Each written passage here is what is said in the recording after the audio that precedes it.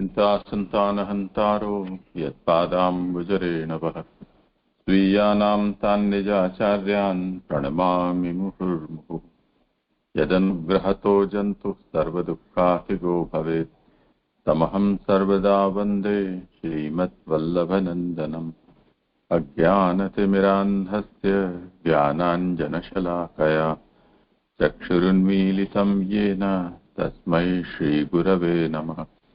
नमामि हृदये शेषे लीलाक्षीराब्धिशायिनम् लक्ष्मीसहस्रलीलाभिः सेव्यमानं कलानिधिम्। चतुर्भिश्च चतुर्भिश्च चतुर्भिश्च त्रिभिस्तथा षड्भिर्विराजते योऽसौ पञ्चदा हृदये।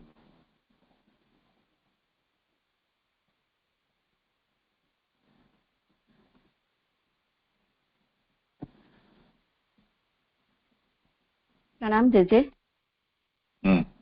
આગળનો ક્રમ મારો છે જેજે। હા, દંડવત પ્રણામ જેજે।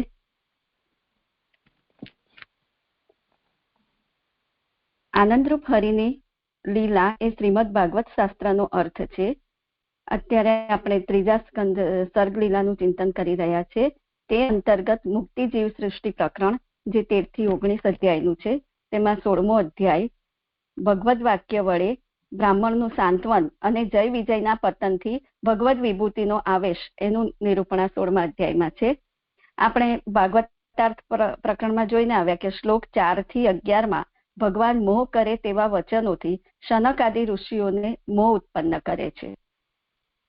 આજે 11મો શ્લોક મારે કરવાનો છે।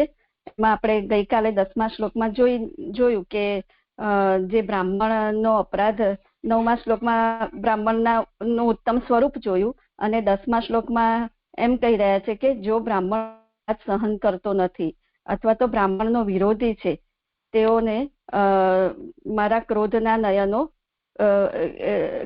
કોચી ખાય છે। એ વાત આપણે 10મા શ્લોકમાં જોઈ। હવે શ્લોક 11માં પેજ નંબર 80 ઉત્થાનિકા એ પ્રમાણે શત્રુ થવામાં શિક્ષા થાય તે કહી સન્માન કરવામાં આવે તો ભગવાન પ્રસન્ન થાય છે એમ નીચેના શ્લોકમાં કહે છે। એટલે આગલા શ્લોકમાં આપણે જોયું કે શત્રુ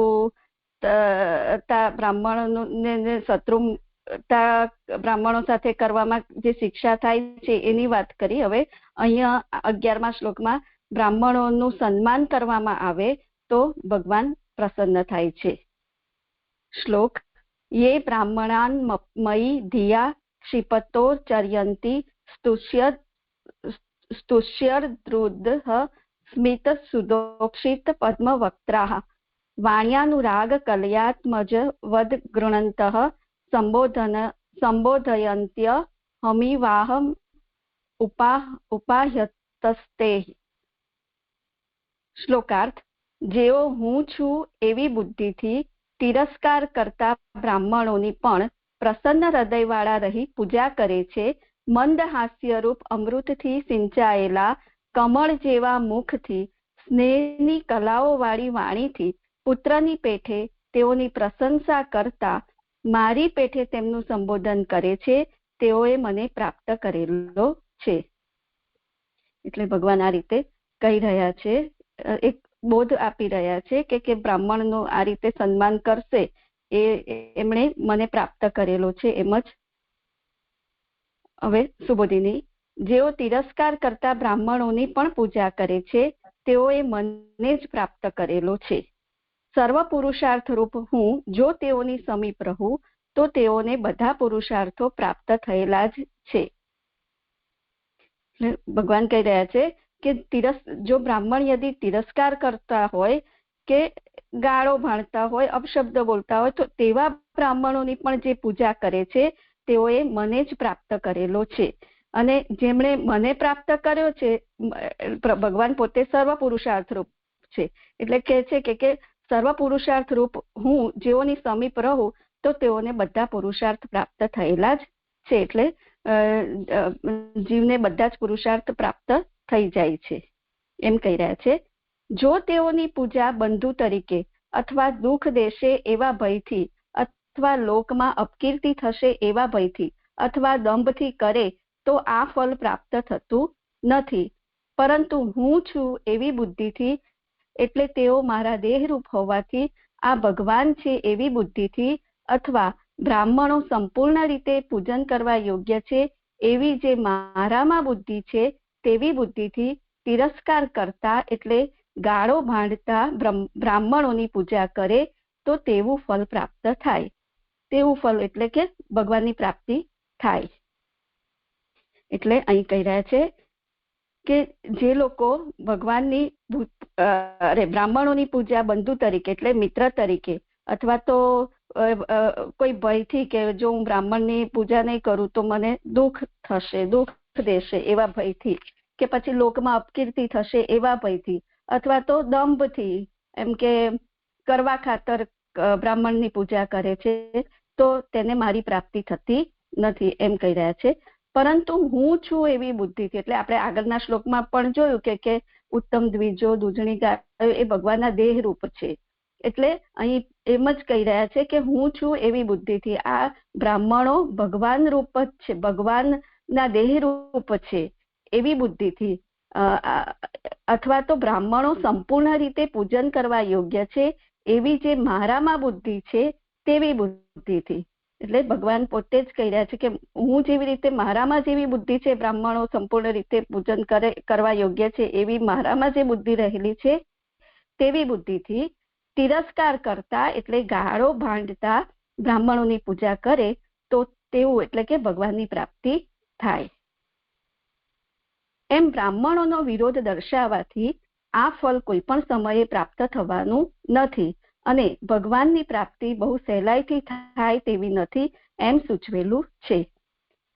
એટલે બ્રાહ્મણોનો જો વિરોધ કરશે તો ભગવાનની પ્રાપ્તિ કોઈ પણ સમયે પ્રાપ્ત થવાની નથી. એટલે અહીં સૂચવ્યું છે કે ભગવાનની પ્રાપ્તિ બહુ સહેલાઈથી થાય એવી નથી એમ અહીં જણાવ્યું છે. આગળ તે પણ પ્રસન્ન હૃદયવાળા રહી પૂજન કરવું જોઈએ. પૂજન કરવાનું કહ્યું છે પણ કેવી રીતે, તો કે છે પ્રસન્ન હૃદયવાળા રહીને પૂજન કરવું જોઈએ. જો તેઓ ક્રોધને અંદર જ રાખે તો ઘણું અનિષ્ટ થાય.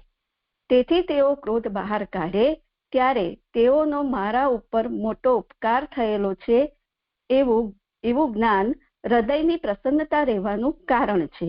બ્રાહ્મણોના મહાત્મ્યનું ઘણું જ્ઞાન હોય ત્યારે આ હૃદયની પ્રસન્નતા થાય. એટલે પેલા ફૂટનોટ લઈ લઉં. જો તેઓ એટલે બ્રાહ્મણો એટલે અહીં એમ કહી રહ્યા છે કે જો બ્રાહ્મણો ક્રોધને અંદર જ રાખશે તો ઘણું અનિષ્ટ થાય. તેથી આ બ્રાહ્મણો જ્યારે ક્રોધ બહાર કાઢે ત્યારે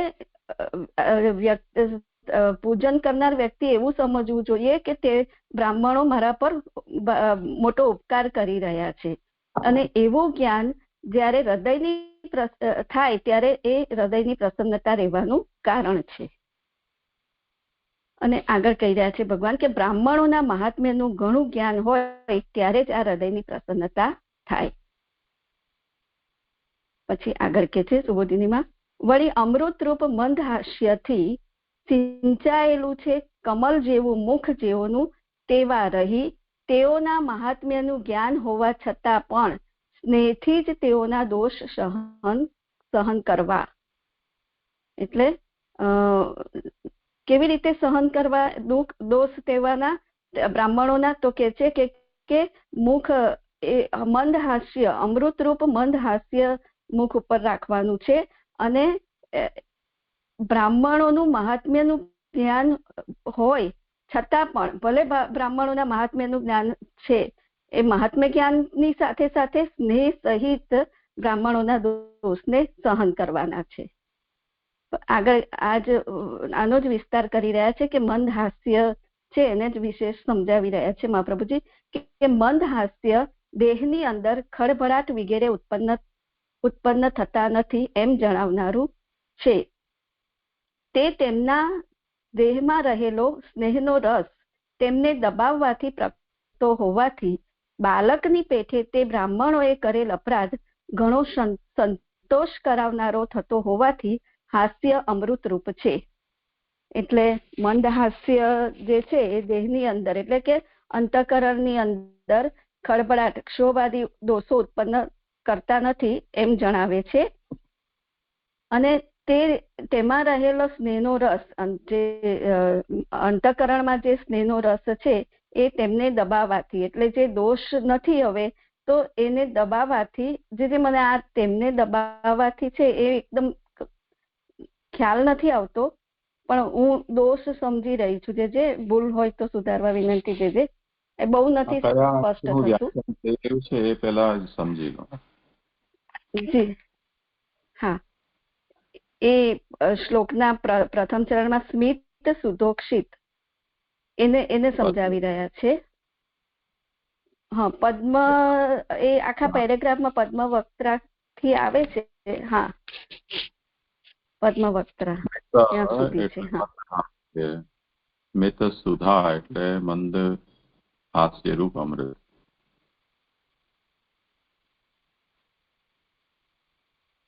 એનાથી સિંચાયેલ.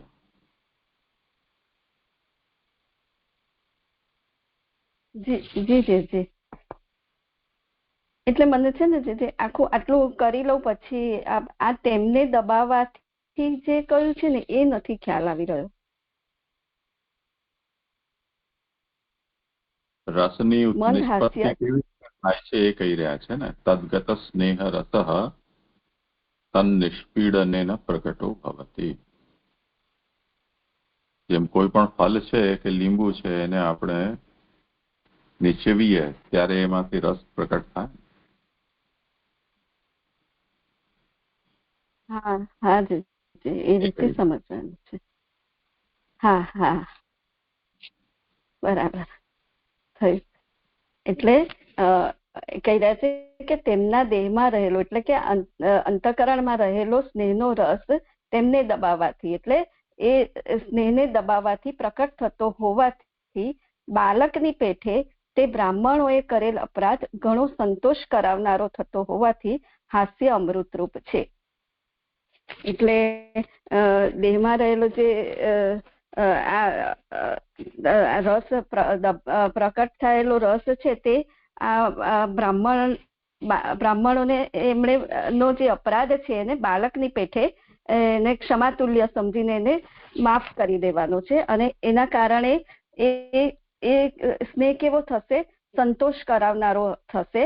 અને તે એનું જે હાસ્ય થશે તે અમૃતરૂપ થશે. તે હાસ્યનું અમૃતપણું પોતાનું કાર્ય ઉત્પન્ન કરતું હોવાથી તેનાથી સિંચાયેલા મુખવાળા રહેવાનું કહેલ છે. એટલે જે હાસ્ય અમૃતરૂપ જે હાસ્ય છે તે સ્નેહ ઉત્પન્ન કરતું હોવાથી તેનાથી સિંચાયેલા, એટલે સ્નેહથી હાસ્યથી જે અમૃતરૂપ હાસ્યથી સિંચાયેલા મુખવાળા રહેવાનું અહીં કહેલ છે. આગળ કે છે તેમ છતાં મુખ ઘણું વિકાસવાળું થતું હોવાથી સ્મિત અને અમૃતરૂપ ધર્મથી ઉત્પન્ન થયેલા રંગ અને સ્પર્શ આ મુખમાં પ્રકટ થયેલા છે એમ જણાવવા કમલ શબ્દ યોજેલ છે. આ બે લાઈન પણ જે એટલી નથી જોડી શકતી, પણ હું જે સમજી છું એ કરું છું. એટલે કે છે કે આ જે સિંચાયેલા જે સ્મિત હાસ્ય જે અમૃતરૂપ મુખ જે થયું છે એમનું અમૃતરૂપથી સિંચાયેલું મુખ એ વિકાસ વાળું થતું હોવાથી સ્મિત અને અમૃત એ બે જે ધર્મો ઉત્પન્ન થયા છે એને કમલ સાથે સરખાવ્યા છે. એટલે એનાથી રંગ અને સ્પર્શ જે મુખમાં જે પ્રકટ થઈ ગયેલા છે એ કમલની સાથે સરખાવી રહ્યા છે. બસ જે આટલું જ થાય છે, પણ એને વિશેષ આપ કરાવો ને. જે રંગ અને સ્પર્શ, કમલના અંદર જે રંગ છે તે અને એનો જે કોમલ સ્પર્શ છે. જી હા, એને સ્મિત અને અમૃત સાથે આવ્યા છે. જે થયું એટલે આ રીતે કમલ સાથે કમલનો રંગ અને કમલનો જે સ્પર્શ છે એ આવા જે હાસ્ય અમૃત રૂપ જે હાસ્ય છે એમના મુખ ઉપર આવી રીતના એ વિકસે છે જે કમલ સમાન છે. પછી આગળ કે છે એ પ્રમાણે અંતઃકરણની દેહની પ્રસન્નતા કહીને ઉત્તરાર્ધમાં વાણીની પ્રસન્નતા કહે છે. એટલે આ રીતે દેહની પ્રસન્નતા કહી અને હવે ઉત્તરાર્ધથી વાણીની પ્રસન્નતા કહે છે કે વાણીના પ્રેમની ચંદ્રની પેઠે વૃદ્ધિ અને ક્ષય કરનારી કલાઓ હોય છે. એટલે જેમ ચંદ્રની કલાઓ વૃદ્ધિ અને ક્ષય કરનારી હોય છે, એમ વાણીના પ્રેમની કલાઓ પણ વૃદ્ધિ અને ક્ષય કરનારી હોય છે. તો એ પ્રમાણે કાયા, વાણી અને મનની પ્રસન્નતા પુત્રને જ થતી હોવાથી પુત્રના દ્રષ્ટાંતથી તેમ કરનારાઓનો બ્રહ્મભાવ કહેલો છે. એટલે એમાં પહેલા ફૂટનોટ લઈ લઉં. પુત્ર પિતાની પ્રશંસા કરે છે તેમ પ્રશંસા કરવાનું કહ્યું. તેથી બ્રાહ્મણના પુત્ર થવાથી બ્રહ્મભાવ, બ્રાહ્મણોની સ્થિતિ પ્રાપ્ત થયો એવો અર્થ જણાય છે. એટલે જેમ વાણીના પ્રેમની વૃદ્ધિ, ક્ષય અને ચંદ્રની જેમ વૃદ્ધિ અને ક્ષય કરનારી છે વાણીના પ્રેમની કલા, તો અહીં એમ કહી રહ્યા છે કે એ જ રીતે કાયા, વાણી અને મનની પ્રસન્નતાને લેવાની છે. અને એ પુત્રને જ થતી હોવાથી પુત્રને જેમ પિતામાં પ્રેમ હોય છે તે રીતે અહીંયા જે પૂજન કરી રહ્યા છે બ્રાહ્મણોનું, એમનો બ્રહ્મભાવ કહેલો છે. એટલે એમની સ્થિતિ બ્રાહ્મણ જેવી, બ્રાહ્મણો સમાન જ છે એમ કહી રહ્યા છે. અને એ કેવી રીતે, તો એને હજુ આગળ મહાપ્રભુજી સમજાવે છે કે પૂજા દ્રવ્યો વડે કાયાથી કરવાની, પ્રશંસા વાણીથી કરવાની, વ્યવહાર માટે અથવા સારી રીતે બોધ થાય તે માટે સંબોધન કરે છે. આથી એમ સૂચવેલું છે કે બ્રાહ્મણો તિરસ્કાર કરે તો પણ કોઈ પણ સમયે તેઓ પ્રતિ કઠોરતા થતી નથી. એટલે આવી રીતે જે મન, વાણી અને કાયા થી જે બ્રાહ્મણોનો સત્કાર કરશે, આદર કરશે, તો એ પુત્રના દ્રષ્ટાંતથી જે રીતે સમજાવ્યું તે રીતે કે છે તેનામાં ક્યારે પણ બ્રાહ્મણો પ્રતિ વિષમતા નહીં આવે, તે ક્યારે પણ બ્રાહ્મણો પ્રતિ કઠોર નહીં થઈ શકે. આગળ કે છે આવા પુરુષોનું દ્રષ્ટાંત હું ભગવાન જ છું. ભગવાન પોતે કે છે કે આવું આ દ્રષ્ટાંત હું પોતે જ છું. આ બોધ આપવા કહેલું છે, પરંતુ પોતાની સરસાઈ જણાવવા કહેલું નથી. ભગવાન કહે છે કે આ મેં બોધ આપવા કહ્યું છે, મેં મારી શ્રેષ્ઠતા જણાવવા કહેલું નથી. જેમ ભૃગુએ મારો અપરાધ કર્યો ત્યારે મેં જેમ કરેલું તેમ કરવું એવો અર્થ છે. એમાં 3 નંબરની ફૂટનોટ 1086 માં જે ભૃગુ ઋષિનું જે વૃત્તાંત આવે છે એમાં જે કહ્યું હતું ને કે ભૃગુ ઋષિ જયારે વૈકુંઠમાં જાય છે અને વિષ્ણુ ભગવાન ઘોડેલા હોય છે લક્ષ્મીના ખોળામાં સ્ત્રી મસ્તક રાખીને, ત્યારે ભૃગુ ઋષિએ ભગવાનની છાતી પર જે ચરણથી પ્રહાર કરે છે ત્યારે ભગવાન એકદમ પોતાની સુખશૈયા પરથી ઉતરીને મુનિને મસ્તક નમાવી પ્રણામ કરે છે અને પોતે સ્વાગત નથી કરી શક્યા તે માટે ક્ષમા પણ માંગે છે અને પોતાના સ્ત્રી હસ્તથી ઋષિના ચરણનું વર્દન કરે છે અને કહે છે કે આપના આ ચરણના જલથી વૈકુંઠ લોકને અને મને પણ પવિત્ર કરો.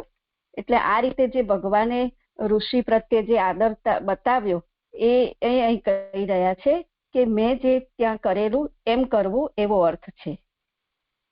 મને પ્રાપ્ત કરેલો છે એટલે અહમ ઉપાયત, જે 4થું ચરણ છે એને અહીં કહે છે કે મને પ્રાપ્ત કરેલો છે એ ફળ જણાવનારું વાક્ય જુદું છે. તેથી તેનો તે અર્થ અહમ એટલે હું શબ્દ ફરી કહેલો નથી. તે પુરુષોની સરસાઈ જણાવવા છેવટે ફળ જણાવનારું વાક્ય કહેલું છે. એટલે અહીં એમ કહી રહ્યા છે કે આ જે બ્રાહ્મણ આ રીતે મેં જે કર્યું છે એ પ્રમાણે કરશે એ પુરુષોની શ્રેષ્ઠતા જણાવવા માટે અહીં અંતમાં મેં આ જે ફળ જણાવનારું વાક્ય છે તે અંતમાં કહેલું છે એમ કહે છે. જે આ શ્લોક સંપન્ન થયો.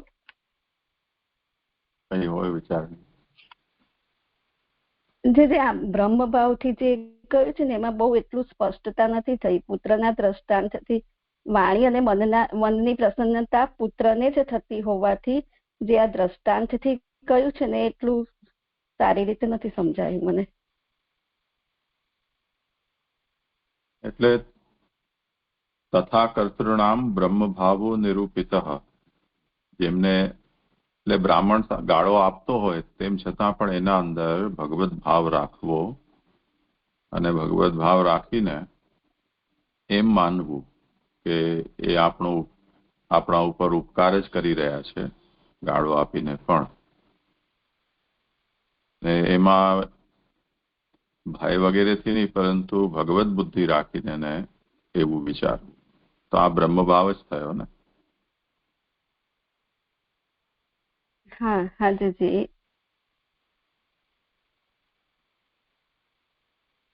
થઈ ગયું છે. હા, આગળ જેમનો વારો હોય. પ્રણામ છે. પ્રણામ છે. હવે મારો વારો છે. પ્રણામ છે. હવે ઉત્થાનિકા લઉં છું. મારો 12 અને 13 શ્લોક છે. એમાં પહેલા 12મા શ્લોકનો અને 13મા શ્લોકનું પારાયણ કરું છું. તેથી પોતાના પતિનો મારો સંકલ્પ ન જાણનારા આ બે તમારા અત્યાચારનું ફળ પ્રાપ્ત કરીને તરત જ ફરી મારી પાસે આવો, તે મારો અનુગ્રહ છે, જેને લીધે મેં બે ભક્તોનો પરદેશવાસ થોડા સમયમાં પૂરો થાય.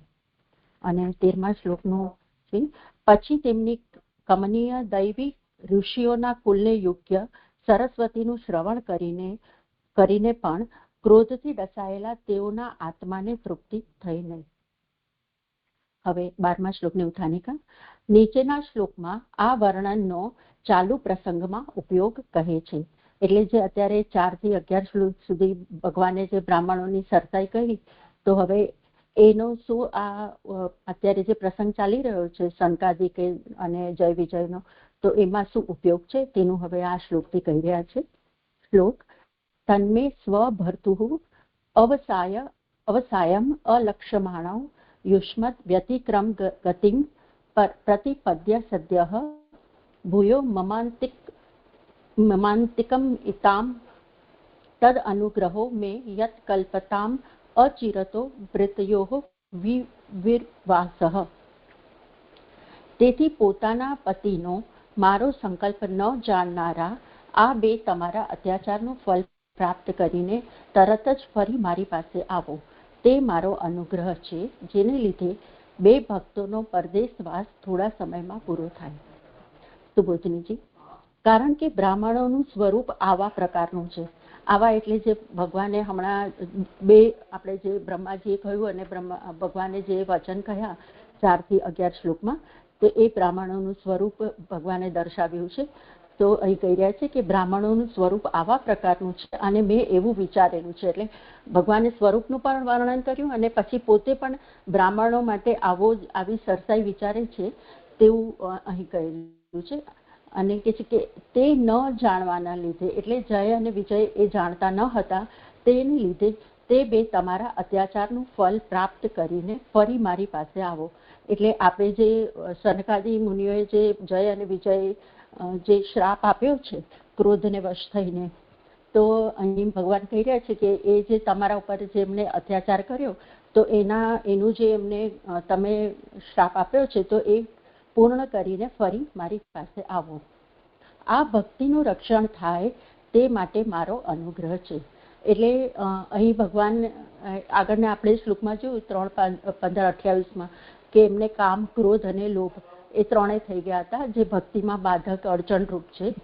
તો એમની ભક્તિનું, આ જય વિજયની ભક્તિનું રક્ષણ થાય એટલા માટે અહીં કહી રહ્યા છે કે આ ભક્તિનું રક્ષણ થાય તે માટે મારો અનુગ્રહ છે. પછી કહે છે કે આનું કારણ ન હોવાથી આ મારો જ અનુગ્રહ છે. એટલે કારણ કે આ ભક્તો છે તો એમની ભક્તિનું રક્ષણ કરવું છે એ જ ભગવાનનો અનુગ્રહ છે, એમાં કોઈ બીજું કારણ નથી, એવું એમ કહી રહ્યા છે. અને આ મારો અનુગ્રહ જ છે એમ કહેલું છે. એટલે આજે એ લોકોને શ્રાપ આપ્યો છે અને ભગવાન એ શ્રાપને સ્થગિત એટલે સ્થિર કરી રહ્યા છે, તો એ કહે છે કે એ પણ ભગવાનનો અનુગ્રહ છે. એમાં એમની ભક્તિનું જ રક્ષણ કરવાનું છે, બીજું કોઈ કારણ નથી. પછી આગળ કહે છે કે વધારે અનુગ્રહ પણ કરવાનો છે એમ કહેવામાં આવે, તેથી જેને લીધે પરદેશવાસ થોડા સમયમાં પૂરો થાય. એટલે જે અહીં કહ્યું છે યત કલ્પતામ અચિરતો, તો એ જે એમને આ વૈકુંઠ લોક છોડી અને જે બીજા લોકમાં એમની ગતિ થવાની છે ત્રણ જન્મમાં, તો એ જે પરદેશવાસ છે એ પણ થોડા સમયમાં પૂરો થાય એમ કહેલું છે. જે અનુગ્રહને લીધે પ્રીત્યઃ એટલે બે સેવકોનો અથવા ભક્તિથી ભરપૂર બે ભક્તોના વિવાહ સહ એટલે પરદેશવાસ અચિરતઃ કલ્પતામ થોડા સમયમાં જ પૂરો થાય. એટલે ભગવાન એમનું ભક્તિનું રક્ષણ પણ કરવા માંગે છે અને એમને જે શ્રાપ આપ્યો છે એ પણ થોડા સમયમાં જ પૂરો કરી અને ફરી પાછા તે વૈકુંઠ લોકમાં આવે તો એ બીજો ભગવાનનો અધિક અનુગ્રહ છે. તેમના જન્મ અને મરણનું દુઃખ ન થાય તે માટે શાપને પરદેશવાસ તરીકે જ કહેલો છે. મારી પાસે શબ્દથી ફરી દાસભાવ પ્રાપ્ત કરી. એટલે આ જય અને વિજયને જન્મ અને મરણનું દુઃખ એટલે એ સંસારમાં ફરીને જન્મ ન લે અને ફરીને આ દુઃખ એમને પ્રાપ્ત ન થાય એટલે એ શ્રાપને એમને પરદેશવાસ તરીકે કહેલો છે કે સંસારમાં નહીં પડે. પણ મને આમાં જન્મ મરણનું દુઃખ એ કેમ એવું કહ્યું છે કે જન્મ મરણનું દુઃખ ન થાય? કારણ કે 3 જન્મ અને ત્રણ વખત ભગવાને જ એમને હોણ્યા છે એટલે મરણનું દુઃખ કદાચ ન લઈએ પણ જન્મનું દુઃખ તો લેવાશે ને. તો આ કેમ જન્મ અને મરણનું દુઃખ એવું કહ્યું છે એ મને ન સમજાયું. મારી પાસે શબ્દથી ફરી દાસભાવ પ્રાપ્ત કરે એમ કહેલું છે અને પછી ફરી પાછા ભગવાનની પાસે વૈકુંઠ લોકમાં આવે ભગવાનના દાસ તરીકે એવું ભગવાને સનકાદી મુનિઓને પ્રાર્થના કરી છે એવું કહેલું છે. અને હવે કારિકાઓ આવે છે પણ જે એક આ મરણનું દુઃખ મને ન સમજાયું, સોરી જન્મનું. બંનેને સાથે જ લીધેલા છે. એટલે આ જે શાપ છે એ ખાલી મારાથી દૂર જઈને વસવાનું છે એટલા જ પૂરતું છે. બાકી જે રીતે અન્ય જે કર્મજન્ય જે લોકોને થાય છે જન્મ મરણ તે પ્રકારનું અમને નથી થવાનું. આ વિલક્ષણ પ્રકારનું છે. હા થયું. એટલે કર્મના લીધે એ લોકોએ ભલે એ કઠોર કર્મો કર્યા છે રાવણ તરીકે અથવા તો આગળના બધા જન્મો તરીકે, પણ એના કારણે એમને જન્મ મરણનું દુઃખ નહીં થાય. હવે આ જે કારિકાઓ આવે છે ને એ પણ બધી આના અનુસંધાનમાં છે કે જે અહીંયા છેલ્લી લાઈનમાં કહ્યું ને કે મારી પાસે શબ્દથી ફરી દાસભાવ પ્રાપ્ત કરે, તો એના માટે અહીં મહાપ્રભુજીની કારિકાઓ આવે છે કે શા માટે દાસભાવ જ પ્રાપ્ત કરવો જોઈએ. તો એમાં પહેલી કારિકા 7મી છે કે જીવાનામ તું ત્રયો ભાવ ઉત્કર્ષ હેતવ. જીવોની એક પછી એક સરસાઈ કરાવનારી 3 સ્થિતિઓ છે. એમાં પહેલા નંબરની ફૂટનોટ છે શાપ દૂર કરવા શક્તિવાળા ભગવાનને શાપ સ્થિર કરવાનું અને વળી પોતાનું દાસપણું બે ભક્તોને પ્રાપ્ત થાય તેવા અનુગ્રહ માટે મુનિઓને પ્રાર્થના કરવાનું શું કારણ એવી શંકા થાય. તેથી ભગવાને વિચારેલો અર્થ આ કારિકાઓથી કહે છે. એટલે ભગવાન તો જે મુનિઓએ શ્રાપ આપ્યો એ દૂર કરવાને સામર્થ્ય હતું, છતાં પણ એમને શ્રાપને દૂર ન કર્યો પણ એને સ્થિર કર્યો. તો એ શા માટે કર્યો અને પછી મુનિઓની પાસે આ લોકોનું દાસપણું જ માંગ્યું, તો એવું શા માટે કર્યું? તો એના માટે આ કારિકાઓ બધી આવી રહી છે. એમાં 8મી કારિકા હવે જીવાહ સ્વભાવતો દાસા દેહ ભાવો અધમઃ તતઃ બ્રહ્મ ભાવ સ્વતઃ શ્રેષ્ઠ તત સ્વભાવ ઇહ સ્થિતાઃ. જીવો સ્વભાવથી ભગવાનના દાસો છે, તેથી દેહ ભાવ સર્વથી હલકો છે. બ્રહ્મભાવ પોતે જ ઉત્તમ છે. અહીં લોકો તેમના સ્વભાવથી રહેલા છે. એમાં બીજી ફૂટનોટ છે જીવો સ્વભાવથી ભગવાનના દાસ છે, તો કારણ કે ભગવાનની ક્રીડા માટે ઉત્પન્ન કરેલા છે.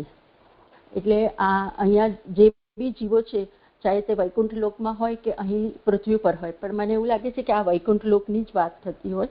મને એ બે વસ્તુમાં હજુ સમજ નથી પડતી કે આ જનરલ બધાના માટે કહેલું છે કે વૈકુંઠ લોકના જે જીવો છે એના માટે જ છે, એ મને હજુ ક્લિયર નથી થતું. પણ અહીંયા જે કહ્યું છે કે જીવો સ્વભાવથી ભગવાનના દાસ છે, તો છે તે ચાહે અહીંયા પૃથ્વી લોક ઉપર હોય કે ત્યાં વૈકુંઠ લોકમાં હોય એ બધા જીવો બેઝિકલી તો ભગવાનના અંશ હોવાથી ભગવાનના દાસ જ છે, કારણ કે ભગવાને એમને ક્રીડા માટે ઉત્પન્ન કરેલા છે. તેથી દેહભાવ સર્વથી હલકો છે. એમાં 3 નંબરની ફૂટનોટ છે કે તેથી એટલે તે કારણથી તેઓનો દેહભાવ છે તે સર્વથી હલકો છે. એટલે કારણ કે બધા જે જીવોએ દેહભાવ ધારણ કરેલો છે તો એના કારણે એને કહે છે કે ક્રીડા માટે ઉત્પન્ન કરેલા છે, માટે એ લોકોએ દેહભાવ ધારણ કર્યો છે, અને એ જે દેહભાવ જે છે એ સર્વથી હલકો છે. બ્રહ્મભાવ પોતે જ ઉત્તમ છે. અહીં લોકો તેમના સ્વભાવથી રહેલા છે, અને જે બ્રહ્મભાવ છે એ જીવભાવ અને દેહભાવ અને દાસભાવ એ બંનેથી ઉત્તમ છે, અને અહીં લોકો તેમના સ્વભાવથી રહેલા છે. એમાં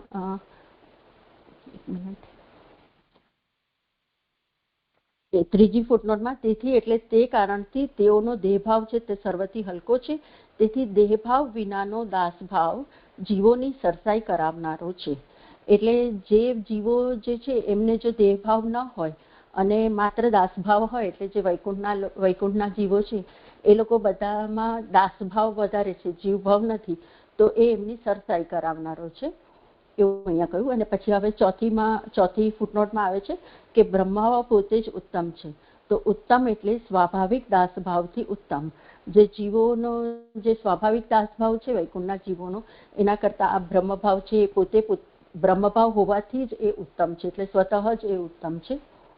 અહીં લોકો તેમના સ્વભાવથી રહેલા છે. એટલે અહીં એટલે મને વૈકુંઠ લોક લાગે છે કે વૈકુંઠ લોકમાં લોકો એમના સ્વભાવથી, એટલે એમાં 5મી ફૂટનોટ છે કે અહીં વૈકુંઠમાં સ્વભાવથી એટલે માત્ર સ્વરૂપથી દાસ થઈ રહેલા છે. એટલે ત્યાં જે બી જીવો છે એ પ્રભુના દાસ તરીકે જ એ રહેલા છે. એમનામાં બ્રહ્મભાવ હોય તો પણ એ એટલો ત્યાં ગૌણ છે, અને દાસભાવ એમનો સ્વાભાવિક છે એવું અહીં કહી રહ્યા છે. પછી કારિકા 9 દેહભાવતુ તત્શાપઃ સ્વભાવ અનુગ્રહ સ્મૃતઃ સાયુજ્યે બ્રહ્મભાવ સ્યાત ન અન્યથ ઇતિ વિનિશ્ચયઃ. હવે આ જય વિજય માટે કહેતા હોય એવું લાગે છે કે દેહભાવ તો તેઓનો શાપ છે. એટલે જય વિજયને જે દેહભાવ હવે પ્રાપ્ત કરવાનો છે એ એઓનો શાપ છે કે જે બ્રાહ્મણોએ એમને આપ્યો છે.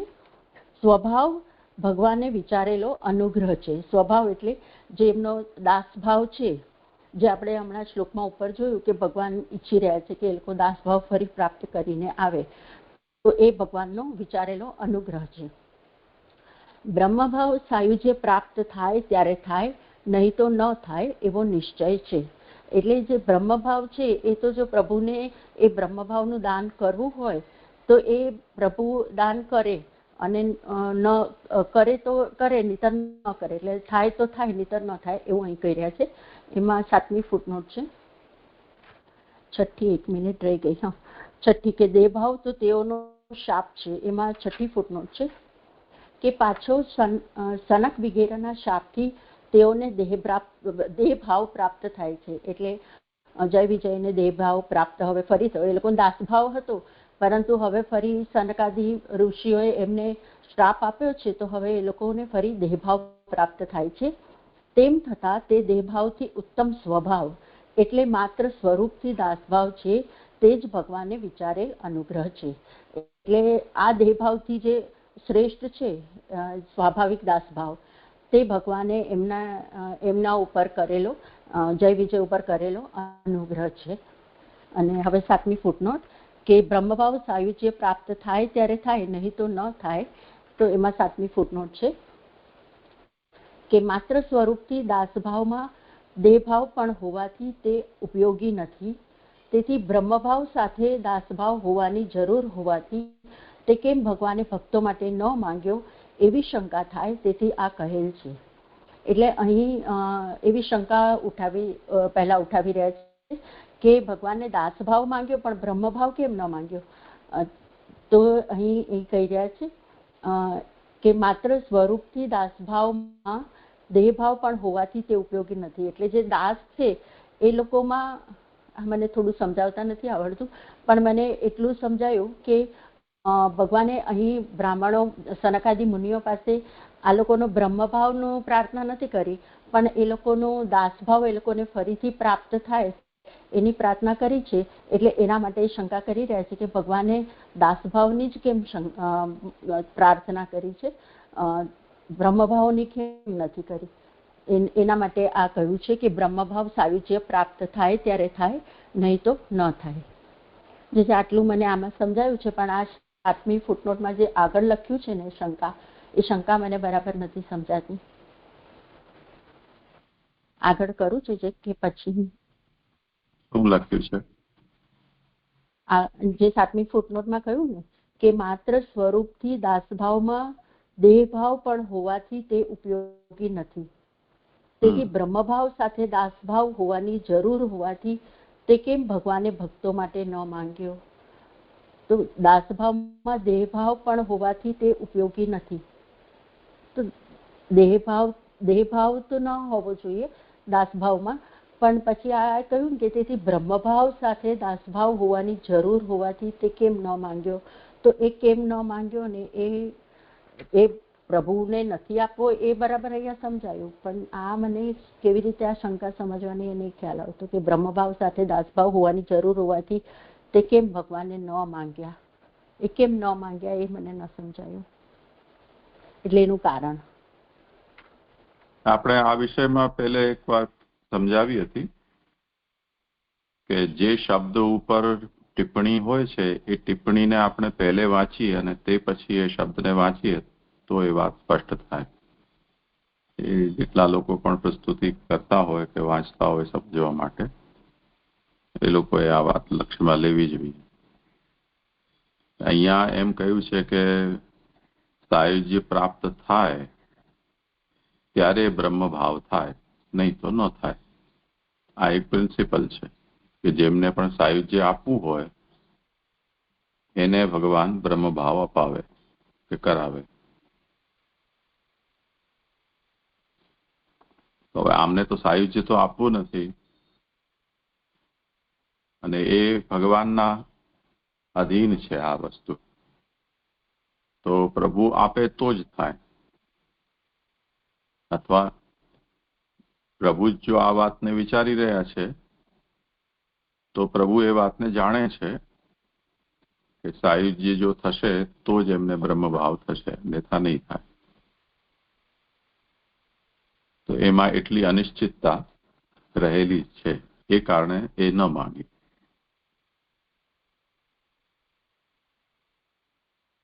ત્રણ જે ભાવ બતા ઉત્કર્ષ, એમાં જીવ, પછી દેહ અને બ્રહ્મ, એમ 3 ઉત્તરોત્તર ઉત્કર્ષ બતાવ્યો છે ને, તો ઉત્કર્ષ જ માંગવો જોઈતો હતો. તો એ કેમ ન માંગ્યું? તો એનું કારણ એ છે કે એ કોઈક સિદ્ધાંતથી જોડાયેલી વાત છે. તો સાયુજ્ય આપવું હોય તો જ એ વસ્તુ બ્રહ્મભાવ તૃતીય ઉત્કર્ષ એમને પ્રાપ્ત થાય, અન્યથા ન થાય. ઓકે, તો જે એવું સમજાય કે સારૂપ્ય જે આ લોકોને હતું જય અને વિજયને, અને આ જે સાયુજ્ય છે, તો એ બેમાં આટલો ડિફરન્સ રહે. ભલે એ વૈકુંઠ લોકમાં જ સારૂપ્ય, સામીપ્ય, સાનિધ્ય બધું જ છે, પણ આટલો ડિફરન્સ તો પણ રહે છે બધા જ જીવોમાં, એવું સમજી શકાય. હા, જી. હવે આગળ 10મી કારિકા. સાયુજ્ય યોગ્યતા કાલે બ્રહ્મભાવો નિરૂપ્યતે ભગવાન એવ હિ બ્રહ્મ ન અન્યો ભવિતુમ અર્હતિ. સાયુજ્યની યોગ્યતા થવાના સમયે બ્રહ્મભાવનું નિરૂપણ કરેલું છે, કારણ કે ભગવાન જ બ્રહ્મ છે, બીજો બ્રહ્મ થવા યોગ્ય નથી. એમાં 8મી ફૂટનોટ છે કે યોગ્યતા એટલે સાયુજ્ય પ્રાપ્ત થવામાં કાંઈ અડચણરૂપ ન હોય તે, એ યોગ્યતા કહેવાય. કે આ કશું પણ અડચણરૂપ, એટલે અહીંયા જે આ લોકોમાં અડચણરૂપ કામ, ક્રોધ અને લોભ હતા, અને એટલા માટે એમને સાયુજ્ય પ્રાપ્ત થવામાં યોગ્યતા ન હતી. ઉત્તમ સાયુજ્યની અવસ્થા સંભવે તે પહેલાના સમયમાં જ આ કહેલી છે. ભગવાનની ઈચ્છા જય વિજયને તે આપવાની ન હતી, તેથી તે ન માંગ્યું. એટલે ઉત્તમ સાયુજ્યની અવસ્થા આવે એટલે પ્રભુ જ્યારે કોઈને સાયુજ્યનું દાન કરે તે પહેલા જ આ બ્રહ્મભાવ એમનામાં આવે એવું મને આ તે પહેલાના સમયમાં જ આ કહેલી છે એવું મને અહીંયા, એટલે તે પહેલાના સમયમાં એટલે એના આગળ જ બ્રહ્મભાવ પ્રાપ્ત થાય અને પછી સાયુજ્ય થઈ જાય એવું મને આ સમજાય છે. તે પહેલાના સમયમાં જ આ કહેલી છે. બાકી આ મને વર્ડ આ તે પહેલાના સમયમાં જ આ કહેલી છે ને એ સમજાતું નથી બરાબર કે શું કહેવા માંગે છે. પછી ભગવાનની ઈચ્છા ખ્યાલ આવ્યો કે જય અને વિજયને તે સાયુજ્ય અથવા બ્રહ્મભાવ આપવાની ન હતી, તેથી તે સનકાદી ઋષિઓ પાસે ન માંગ્યું. પછી આગળ કારણ કે ભગવાન બ્રહ્મ છે, બીજો બ્રહ્મ થવા યોગ્ય નથી. તો એમાં 9 નંબરની ફૂટનોટ છે કે ભગવાને તેમને સાયુજ્ય આપવાનું ન ઈચ્છ્યું છતાં તેમને બ્રહ્મભાવ પ્રાપ્ત થાય તેમાં શું દોષ એવી શંકા થાય, તેથી આ કહેલ છે. એટલે અહીંયા જે કહ્યું કે ભગવાન જ બ્રહ્મ છે, બીજો બ્રહ્મ થવા યોગ્ય નથી, એટલે ભગવાન જ કોઈને બ્રહ્મભાવ આપો, સાયુજ્ય આપો એ ભગવાન જ એમની કૃપાને જ આધીન છે અને બીજા કોઈ એ આપવા અથવા તો બ્રહ્મ થવા યોગ્ય નથી એવું કહી રહ્યા છે. હવે 11મી કારિકા. એકમ ચ બ્રહ્મ સર્વેષામ તથાત્વે તુ વિરુધ્યતે ભગવત કરણાત લોકે ભાવના દુર્બલા મતા. વળી બ્રહ્મ એક છે, બધા તેવા બ્રહ્મ થાય તો લોકમાં ભગવાનપણું પ્રકટ કરેલ હોવાથી એકપણાનો વિરોધ થાય, ભાવના દુર્બલ માનેલી છે. એમાં પહેલા 10 નંબરની ફૂટનોટ આવે છે કે લોકમાં એટલે વૈકુંઠમાં ભગવાનપણું પ્રકટ કરેલું હોવાથી જીવો સંગરહિત અને ઉદાસીન રહેતા હોવાથી તેમને ત્યાં બ્રહ્મભાવ થાય તેમાં દોષ નથી, કારણ કે તેઓ કાર્ય કરતા નથી. પરંતુ ભગવાનપણાથી બ્રહ્મભાવ વિરુદ્ધ છે, કારણ કે ભગવાન કાર્ય કરે છે. તેથી ભગવાનના એકપણાનો વિરોધ થાય, કારણ કે કાર્ય કરનાર બ્રહ્મભાવવાળા ઘણા ભગવાન થાય. એટલે અહીંયા જે લોક કહ્યું છે તે વૈકુંઠ લોકની વાત કરે છે કે વૈકુંઠમાં ભગવાન સાક્ષાત બિરાજે છે અને ત્યાં એમનું ભગવાનપણું પણ પ્રકટ છે. એટલે ભગવાન ત્યાં દર્શન થાય એ રીતે સાક્ષાત બિરાજી રહે છે. અને પછી કહે છે કે જીવો એટલે જે વૈકુંઠમાં જે જીવો રહે છે તે સંગ્રહિત અને ઉદાસીન છે, એટલે એમને કોઈ પણ કામ, ક્રોધ, લોભ, મોહ એવો કોઈ પણ સંગ નથી અને ઉદાસીન છે. તો એ કહે છે કે ત્યાં એમને બ્રહ્મભાવ થાય એટલે કે એમને ભગવાનનું સાયુજ્ય થઈ જાય તો ત્યાં દોષ નથી, કારણ કે તેઓ કાર્ય કરતા નથી. એટલે મને અહીંયા કાર્ય એટલે સૃષ્ટિનું જે કાર્ય છે તે એવી રીતે સમજાય છે કે એ લોકો વૈકુંઠ લોકમાં દાસભાવથી જ પ્રભુની સેવાનું જ કાર્ય કરે છે, બાકી બીજું કોઈ કાર્ય કરતા નથી. પરંતુ ભગવાનપણાથી બ્રહ્મભાવ વિરુદ્ધ છે, એટલે ત્યાં ભગવાન બિરાજી રહ્યા છે તો એ ભગવાનપણાથી ભગવાન અનેક કાર્યો કરે છે અને બ્રહ્મભાવમાં એ સાયુજ્ય જો પ્રાપ્ત કરે તો એ ભગવાનપણાથી વિરુદ્ધ છે, કારણ કે ભગવાન કાર્ય કરે છે. તેથી ભગવાનના એકપણાનો વિરોધ થાય. એટલે જો આ બધા જીવોમાં પણ ભગવાનની જેવું ભગવાનપણું નથી પણ બ્રહ્મભાવ જ પ્રગટ થયો છે, જો ભગવાનપણું એમનામાં પ્રગટ થઈ જાય તો પછી એકમેવ અદ્વિતીય જે કહ્યું છે તો એ શ્રુતિનો વિરોધ થાય, એટલે કે ભગવાનના એકપણાનો વિરોધ થાય, કારણ કે કાર્ય કરનાર બ્રહ્મભાવવાળા ઘણા ભગવાન થાય. કારણ આ લોકોનું પણ જો કાર્ય કરે તો પછી ઘણા બધા ભગવાન થાય, એટલે ઘણા બધા ભગવાન થાય એવું મને સમજાય છે. પણ મને હજુ એકદમ બરાબર અહીં શું કાર્યથી શું લેવાનું ને એ મને નથી સમજાતું બરાબર.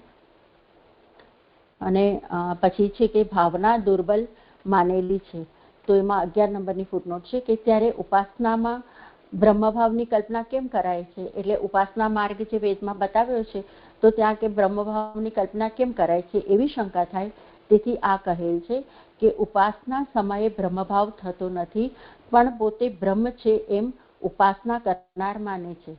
એટલે જ્યારે કોઈ ઉપાસના માર્ગથી અહમ બ્રહ્માસ્મિ કહે છે તો એને બ્રહ્મભાવ નથી થતો, પણ એ પોતે બ્રહ્મ છે કે હું બ્રહ્મ છું, હું બ્રહ્મ છું એવી એ ઉપાસના કરીને એવું એ પોતે માને છે. તેથી કાર્ય કરવારૂપ વિરોધ થતો ન હોવાથી, એટલે એ જો કદાચ આવું દ્રઢ માનવા માંડે અને બ્રહ્મભાવ એને પ્રાપ્ત પણ થઈ જાય તો પણ એ જે ભગવાન કાર્ય કરી રહ્યા છે ઉત્પત્તિ સૃષ્ટિની ઉત્પત્તિની સ્થિતિનું, તો એવું કાર્ય તો એ નથી જ કરી શકતો. એટલે એ કહી રહ્યા છે કે તેથી કાર્ય કરવારૂપ વિરોધ થતો ન હોવાથી ફલ પોતાને પ્રાપ્ત થાય, એટલે બ્રહ્મભાવ એને પ્રાપ્ત થાય છે તે માટે એ કરે છે. એટલે એને આવું અહમ બ્રહ્માસ્મિ કહીને એને એ ફલ પ્રાપ્ત થઈ શકે છે કે બ્રહ્મભાવનું કદાચ, પણ એ સૃષ્ટિનું કાર્ય કે ભગવાન જે કાર્ય કરી રહ્યા છે એ નથી કરી શકતા. એટલે કે છે કે ભાવનાથી તેટલું જ થાય છે, તેથી તે દાસ ભાવથી દુર્બલ છે. એટલે આવી ભાવના એ જો કરે અહમ બ્રહ્માસ્મિની, તો એનેથી એને આ ફલ પ્રાપ્ત કદાચ થઈ જાય છે, પણ આ ભાવના છે એ દાસ ભાવથી દુર્બલ છે એવું અહીં કહી રહ્યા છે. પછી આગળ 12મી કારિકા આવે છે કે દાસ ભાવાત તો ન અન્યત કામ્યમ ભવતી કસ્યચિત અતો હિ ભગવાન ભરતા જીવાનામ ઇતિ નિશ્ચયઃ. તેથી દાસભાવથી બીજું કોઈએ પણ ઈચ્છવા યોગ્ય નથી, તેથી ભગવાન જીવોના પતિ છે એવો નિશ્ચય છે. એટલે આ કારિકાથી મહાપ્રભુજી કહી રહ્યા છે કે દાસભાવ જ સર્વશ્રેષ્ઠ છે ભક્તિ માર્ગમાં, અને બીજું કાંઈ પણ ઈચ્છવા યોગ્ય નથી. એમાં 12 નંબરની ફૂટનોટ છે કે કોઈએ પણ, એટલે લોકમાં રહેનાર કોઈએ પણ, એટલે અહીંયા પૃથ્વી લોકમાં હોય કે વૈકુંઠ લોકમાં હોય, કોઈએ પણ બ્રહ્મભાવ તો પ્રભુને આધીન છે, પણ એ દાસભાવ જ ઈચ્છવા યોગ્ય છે, અને ભગવાન જ જીવોના પતિ છે.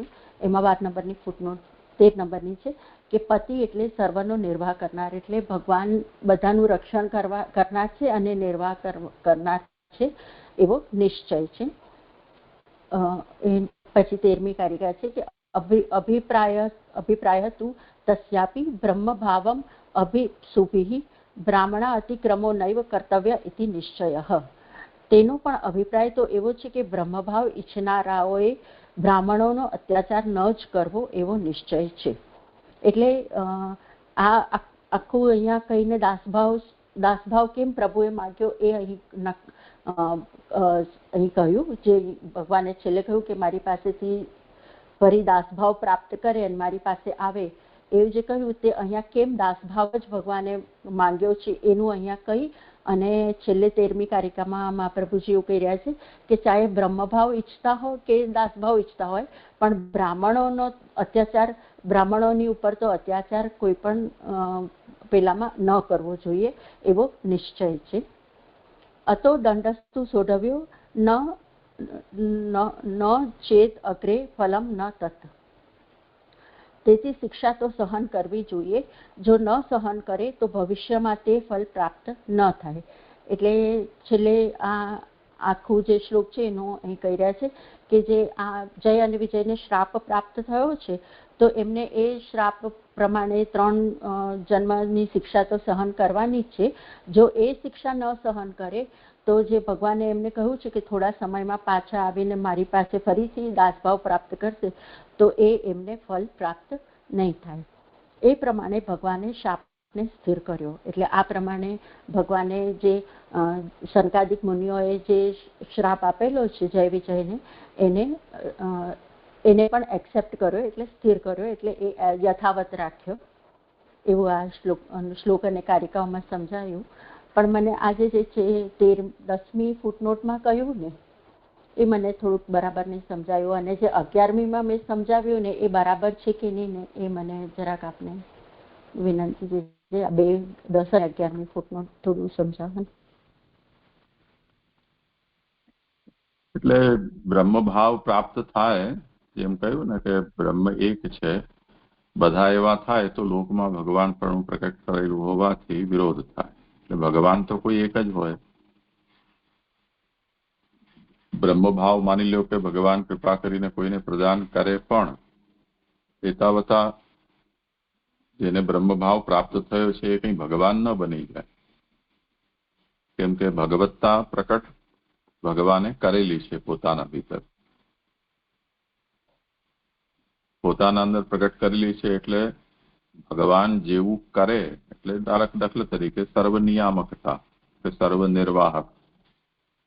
તો સર્વનિર્વાહકતા કે સર્વનિયામકતા જેને બ્રહ્મભાવ પ્રાપ્ત થાય એના અંદર એ ગુણ પ્રકટ નથી થતા. નહીં તો એવું થઈ જાય કે કેટલાય ભગવાન થઈ જાય. એટલે અત્યારે જેમ જે લોકો પોતાને ભગવાન કે પુરુષોત્તમ માને છે એ લોકોને જે આ ભ્રમણા છે એનું અહીંયા ખંડન કરવામાં આવી રહ્યું છે કે એવી રીતે કોઈ ભગવાન બની જવાતું નથી. એના ઉપર આ પ્રશ્ન થાય કે તો પછી આ અહંગ્રહોપાસનામાં અહમ બ્રહ્માસ્મિ વગેરેમાં પોતાના અંદર બ્રહ્મભાવની ભાવના કરવાનું કહેવામાં આવે છે એ શું છે? તો એ દુર્બલ છે. એટલે તો ભાવના છે. ભાવના વખતે ભાવનાના કાલમાં જેમ માણસ નશો કરે તો તે વખતે થોડી વાર માટે એને નશો ચડી જાય, એવી રીતે અહમ ગ્રહોપાસનાથી વામદેવને જેવી રીતે એમ અનુભૂતિ થઈ કે હું જ બધું કંઈ છું, એવો થોડી વાર નશો ચડી જાય તો એને થોડી મજા આવી જાય થોડી વાર. એનાથી વિશેષ કંઈ નથી. એમાં એ કાર્ય પ્રકટ થતા નથી. એટલે વામદેવ ક્યારે જગત પ્રકટ કરી શકે કે એની સ્થિતિ કે લય કરી શકે એવું સામર્થ્ય એમના અંદર આવતું નથી.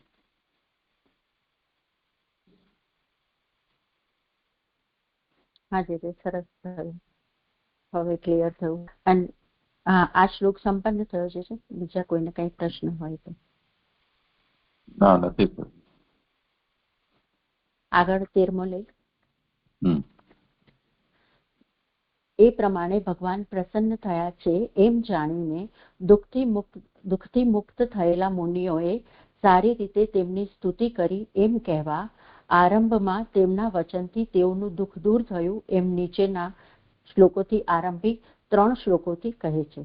એટલે પ્રભુએ જ્યારે આ રીતે એમને સરસાઈ પણ અને પછી એમને જે શ્રાપ જય વિજયને આપ્યો હતો એ પણ એમને રાખ્યો. તો એનાથી સંકાદિક મુનિઓને એવું લાગ્યું કે ભગવાન પ્રસન્ન થયા છે અને થોડું એમને જે અપરાધ ભાવ હતો એમાંથી એ મુક્ત પણ થયા અને હવે એ સ્તુતિ કરી રહ્યા છે. તો આરંભમાં એટલે આ જે 13, 14 અને 15 એ 3 શ્લોકમાં ભગવાન એ લોકોને વચનથી દુઃખ, આ જે 13મો શ્લોક છે એમાં વચનથી તેઓનું દુઃખ દૂર થયું એમ કહે છે. અને પછી 3 શ્લોકોનો વિષય પણ હમણાં આ શ્લોકમાં આવશે.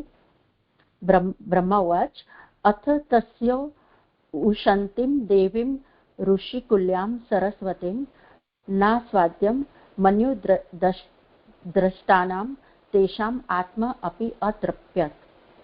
પછી તેમની કમનીય દૈવી ઋષિઓના કુલને યોગ્ય સરસ્વતીનું શ્રવણ કરીને પણ ક્રોધથી દસાયેલા તેઓના આત્માને તૃપ્તિ થઈ નહીં. હવે પહેલા જે આ 3 શ્લોકો કહ્યા છે ને એ 3 શ્લોકનો વિષય આવી રહ્યો છે કે પહેલા શ્લોકમાં એટલે આ 13મા શ્લોકમાં ભગવાનનું વચન શબ્દ અને અર્થના ભેદથી ચિંતા દૂર કરનારું છે. તે પૈકી શબ્દથી જ સંદેહ ન રહે તેમ ચિંતા દૂર થઈ. તો અહીંયા જે પ્રભુએ જે વચનો કહ્યા તો એ શબ્દ એટલે વાણી અને અર્થ એટલે એની પાછળનું તાત્પર્ય અથવા અર્થ, તો એ બંનેથી એમની ચિંતા દૂર થાય છે. તો એમાંથી કહી રહ્યા છે કે તે પૈકી શબ્દથી જ સંદેહ ના રહે. એટલે જે પ્રભુની જે વાણી છે તે વાણી કેવી છે એ આ શ્લોકમાં આવી રહ્યું છે અને એનાથી જ એમના બધા સંદેહ અને ચિંતા દૂર થઈ. પછી જે 14મો શ્લોક આવી રહ્યો છે એનો વિષય કહી રહ્યા છે કે ભગવાનના વચનોનો અર્થ તો દરેક પ્રકારનો હોવાથી તેનો નિર્ણય થયો નહીં. સ્વરૂપથી નિર્ણય થવા છતાં ફલથી નિર્ણય થયો નહીં. તેથી તેણે એટલે કે અર્થે તો ચિંતા દૂર ન કરી. એટલે કારણ કે પ્રભુના જે વચનો હોય છે એ ગૂઢ અર્થવાળા હોય છે અને એક જ વચનના ઘણા અર્થો પણ નીકળતા હોય છે. તો એ લોકોને ભગવાનના વચનોનો અર્થ ઘણા પ્રકારનો હોવાથી એ લોકોએ પ્રભુ એ વચનો દ્વારા એક્ઝેક્ટલી શું કહેવા માંગી રહ્યા છે એવો એમનો નિર્ણય થઈ શક્યો નહીં. અને સ્વરૂપથી નિર્ણય થવા છતાં એટલે વાણી જે પ્રભુએ કહી એનાથી એમને થોડો પ્રભુની પ્રસન્નતા છે એવું એ સમજી શક્યા, પણ ફલથી એટલે એના જે તાત્પર્ય છે વાણીનું એ એમને એનો એ નિર્ણય ન થઈ શક્યો. એ 14મા શ્લોકમાં એ વિષય આવે છે.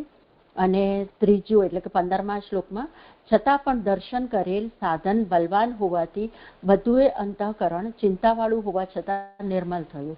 એમ શબ્દ અને અર્થના સાધનના ભેદથી 3 શ્લોકો કહેલા છે.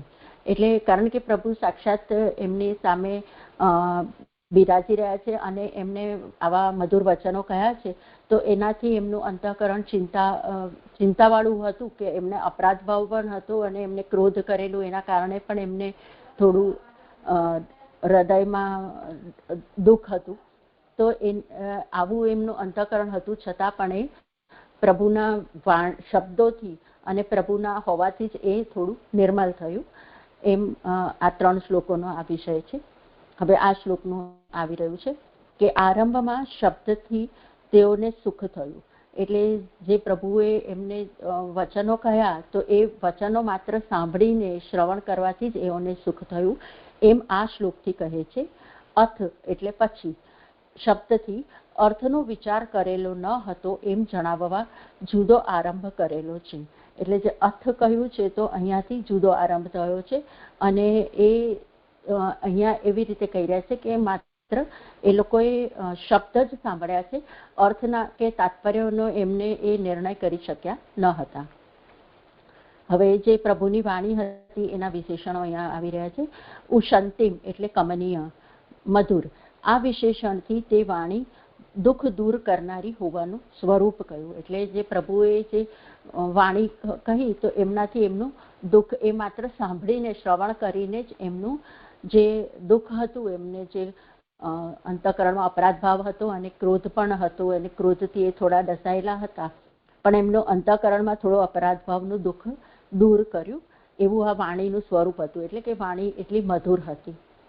પછી બીજું કે છે વિશેષણ કે તર્કથી તે સિદ્ધ થાય તે માટે ઋષિ કુલ્યામ એટલે કે ઋષિઓના કુલને યોગ્ય એ બીજું વિશેષણ કહેલું છે. એટલે પ્રભુની વાણી કેવી હતી તો કે ઋષિઓના કુલને યોગ્ય, કારણ કે ઋષિઓ મંત્ર જાણનારા છે અને મંત્રો અલૌકિક પ્રભાવવાળા છે. એટલે જે ઋષિઓ જે મંત્ર કહી રહ્યા છે એ અલૌકિક પ્રભાવવાળા છે. અને એવી જ ભગવાનની વાણી એનાથી પણ અધિક છે. એ અહીંયા કહી રહ્યા છે કે તેમનું હિત કરનારી. એટલે સનકાદી ઋષિઓ જે હતા તો એ ભગવાને એમને જે વચનો કહ્યા તો એમાં બ્રાહ્મણોની એમને સરતાઈ કહી અને જે શ્રાપ આપ્યો હતો એને પણ એમને સ્થિર કર્યો અને એમને જે અપરાધ ભાવ અથવા દુઃખ હતું એ પણ દૂર થયું. એટલે એમનું જ હિત કરનારી હતી. તો તેમનાથી પણ અધિક એટલે જે ઋષિઓના મંત્રો અલૌકિક પ્રભાવવાળા છે તેમનાથી પણ અધિક અલૌકિક પ્રભાવવાળી હોવાથી પોતાની શક્તિથી જ દુઃખ દૂર કરનારી છે. એટલે જે મંત્રો ઋષિઓ જે મંત્ર કહે છે તો મંત્રની શક્તિથી એ અલૌકિક પ્રભાવ થાય છે, પણ પ્રભુની વાણી તો એનાથી પણ અધિક છે કે એ માત્ર એના શબ્દો જ અલૌકિક પ્રભાવવાળા છે.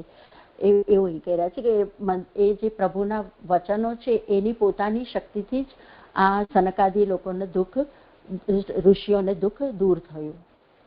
ત્રીજું વિશેષણ કહે છે કે તે દૈવી પ્રકાશ કરનારી હોય. એટલે પ્રભુની જે વાણી છે એ દૈવી પ્રકાશ કરનારી છે, કાંતિ કરાવનારી છે. તેવી ન હોય તે કોણ હૃદયમાં પ્રકાશ કરે, તેથી પણ દુઃખ દૂર કરનારી છે. એટલે પ્રભુએ જે એમને કહ્યું તે એનાથી એમના હૃદયમાં પ્રકાશ થયો.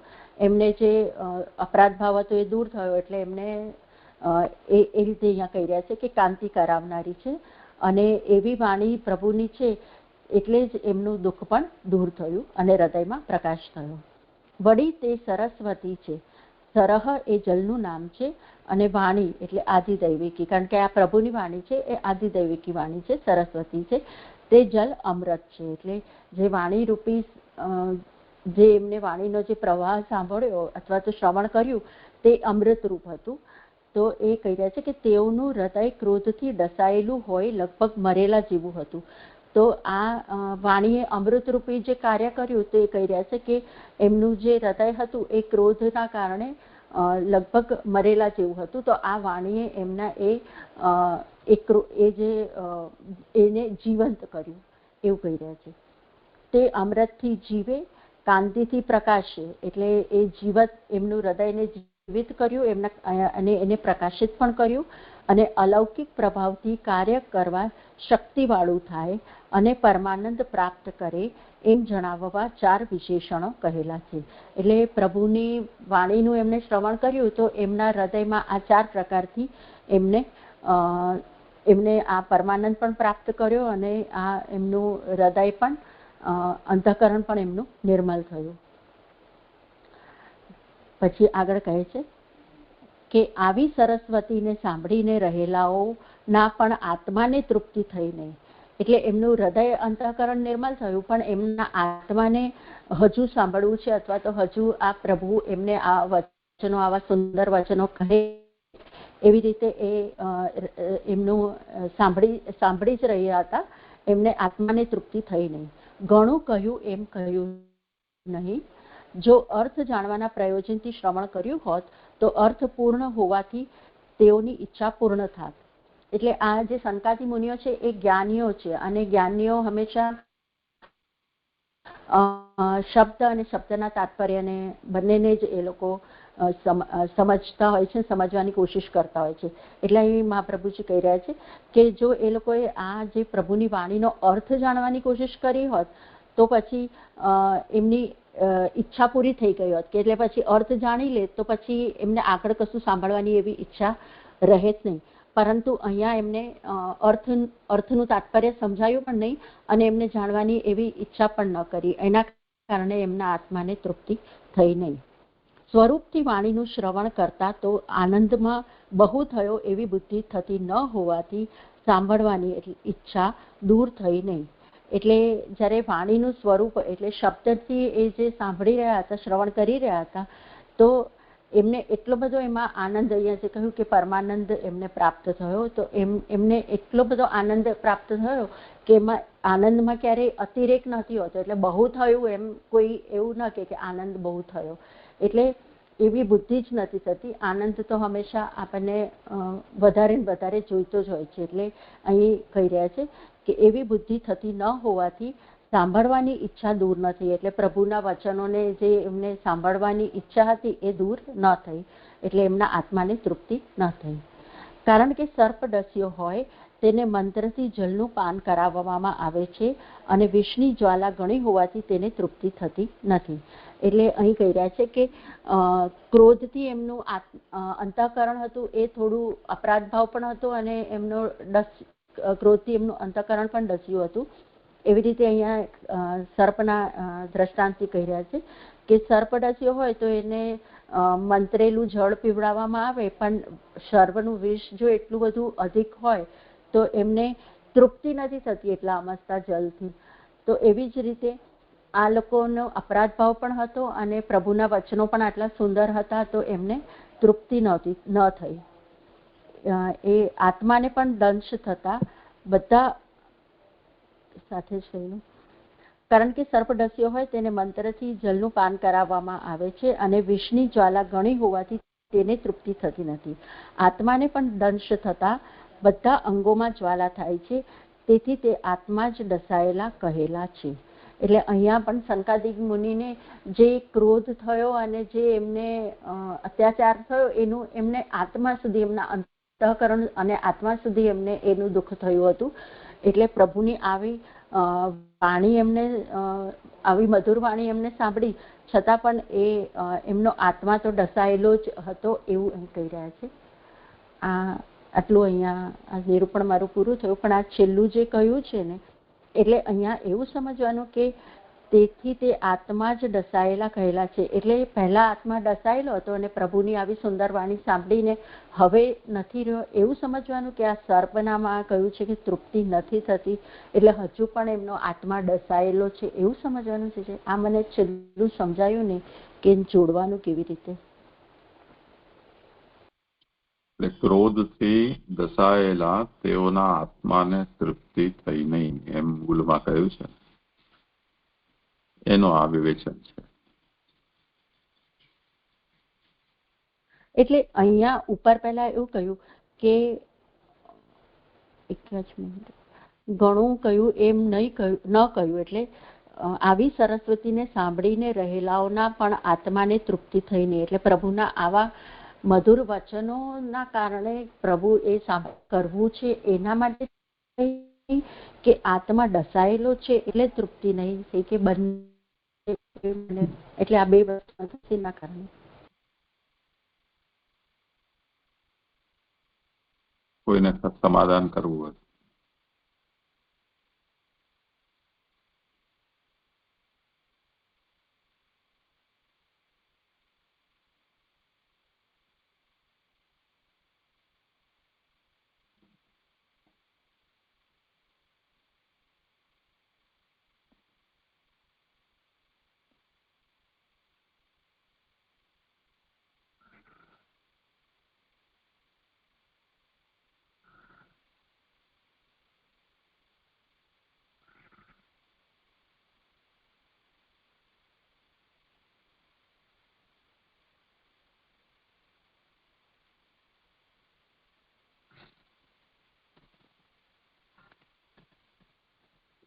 હા જી દંડવત પ્રણામ. આજે જે અહીંયા મને એવું લાગ્યું કે આ ડસાયેલો આત્મા છે એટલે એ સરસ્વતીને સાંભળવાથી પણ એમના આત્માને તૃપ્તિ થઈ નહીં. બેલાબેન જે છેલ્લા વાક્યને જોડી રહ્યા છે ને એના ઉપરથી મને એવું સમજાયું. પ્રણામ જે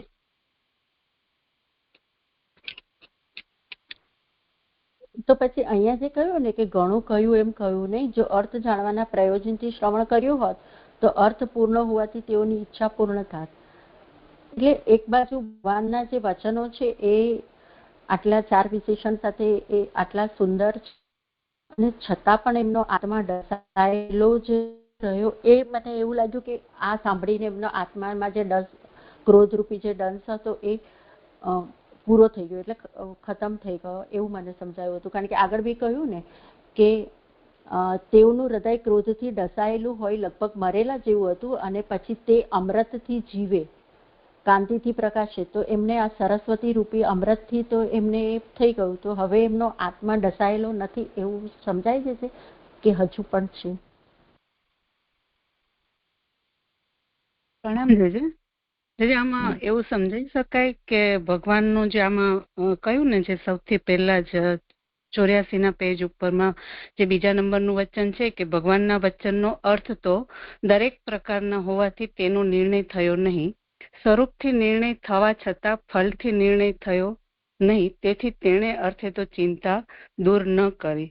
એટલે એમ ભગવાનના વચનથી એમને અમુક પ્રકારનો તો સંતોષ થયો, પણ જે ભગવાનના વચનનો અર્થ ઘણા પ્રકારે હોઈ શકે, તો જે આમાં ફલથી જે હજી નિર્ણય બાકી રહ્યો, તો એ પ્રકારે અહીંયા મને સેજ એવું સમજાય છે કે હજી કંઈક એમને અહીંયા બાકી તો રહ્યું એમ.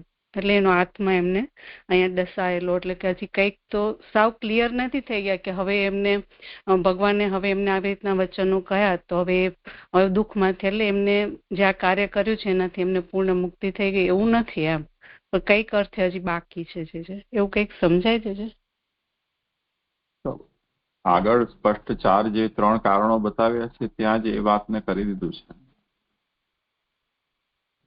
હા, એટલે એ ત્યાં જે એ કહ્યું ને કે બધું એ અંતઃકરણ ચિંતાવાળું હોવા છતાં નિર્મલ થયું, એટલે એ ત્રીજો શ્લોક સુધી, એટલે અહીંયા દસાયેલું છે એવું જ સમજવાનું ને જે હા થયું. હા હા હા જે મારું નિરૂપણ અહીંયા પૂરું થયું. દંડવત પ્રણામ.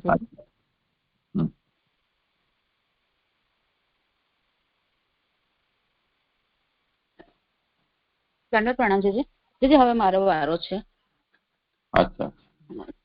હા જે આ શ્લોકમાં હવે આજે આટલા શ્લોક આવ્યા તો એમાં પુરુષોત્તમ સહસ્રનું નામ સર્વ આશ્વાસન કરતા લઈ શકાય છે? હા, એ મારે કહેવાનું રહી ગયું.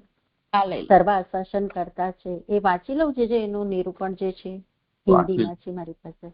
हाँ, सबको अर्थात तुम ब्राह्मण के द्वारा शापित हुए, अतएव 3 जन्म बाद मेरे फिर से पार्षद बनोगे.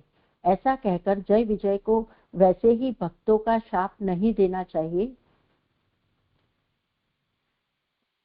ऐसा कहकर जय विजय को वैसे ही भक्तों को शाप नहीं देना चाहिए. फिर भी सनकादिक मुनियों ने शाप दिया. आपके पार्षदों का अपमान करने के कारण मुनियों के मन में बहुत ही खेद उत्पन्न हुआ. अतएव भगवान ने ये मेरे पार्षद है, इन्होंने मुनियों का अपराध किया है, ऐसा कह के उन मुनियों को तथा सबको भली प्रकार से अपने मधुर वचनों से शांत किया। ऐसा करके सबको आश्वासन देने वाले आप श्री कृष्ण ही है। એટલે આ અહીંયા સુધી જે આવ્યું એમાં આ આવશે એવું લાગે છે, કારણ કે બ્રાહ્મણોની સરતાઈ કરી અને પછી શાપને પણ સ્થિર કર્યો, એટલે આ નામ અહીંયા આવશે 154 સર્વ આશ્વાસન કરતા એ લાગે છે જે છે. પ્રણામ છે.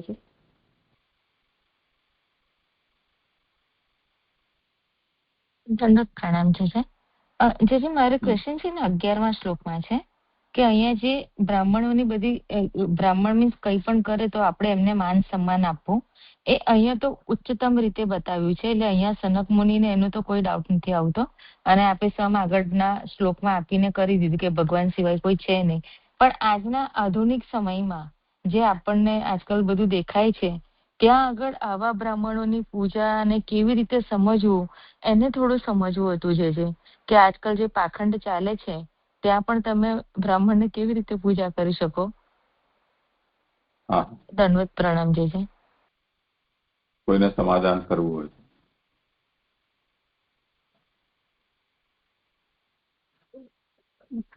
પ્રણામ છે. એટલે મને એવું લાગે છે કે આ કોઈનું પાખંડ છે કે ખરેખર સારી રીતે કરી રહ્યા છે એ આપણે જજ ન કરી શકીએ. એટલે આપણને કદાચ થોડું ઘણું એવું ખબર પડે કે ભાઈ પાખંડ છે, તો પણ અહીંયા જે ભગવાન અહીંયા જે મહાપ્રભુજીએ કહ્યું કે જેમ ભૃગુએ મારો અપરાધ કર્યો ત્યારે મેં જેમ કરેલું તેમ કરવું, એવો અર્થ છે. એટલે ભૃગુએ બ્રાહ્મણ હતા અને ભગવાનને એમને ચરણથી પાદ પ્રહાર પણ કર્યો હતો, છતાં પણ ભગવાને એમને સામેથી એવું પૂછ્યું કે તમને આપને પગમાં કંઈ વાગ્યું તો નથી ને? તો એટલી હદ સુધી જ્યારે આપણે અહીંયા કહ્યું છે તો પછી આપણે હવે એ પાખંડ છે કે નહીં એવો નિર્ણય ન કરવો જોઈએ એવું મને લાગે છે. પ્રણામ છે. ઓર કોઈને કંઈ કહેવું? હા જે દંડવત પ્રણામ. જે મને અહીંયા આગળ એવું લાગી રહ્યું છે કે અત્યારે જે કોઈ પરિસ્થિતિ ઉપસ્થિત થયેલી છે એ બ્રાહ્મણ વૈદિક ઉપચાર પ્રમાણે એ શાસ્ત્રની નિયમ અનુસાર પાલન કરી રહ્યો છે. પહેલા તો આપણે એને શોધવું જોઈએ કે જાંચ કરવી જોઈએ, અને પછી એને આદર આપવો જોઈએ. જે શાસ્ત્ર કર્યું છે એ પ્રમાણે, જે અત્યારે પણ મહાપ્રભુજી કહી રહ્યા છે એ પ્રમાણે એને આદર આપવો જોઈએ. એ રીતે મને સમજાય છે. એટલે કોઈ પણ બ્રાહ્મણ કોઈ પણ ક્રિયા કાર્ય કરી રહ્યું છે તો એ વંદનીય તો છે જ, એમાં તો ના જ નથી, એવું મને સમજાય છે. જે પ્રણામ. જે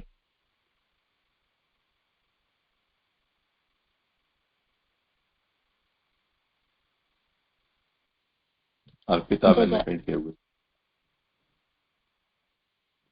મારો તો વારો છે એટલે મેં હેન્ડ રેઝ રાખ્યો છે. દંડવત પ્રણામ. હા, પણ વાંધો નહીં, બોલી શકાય.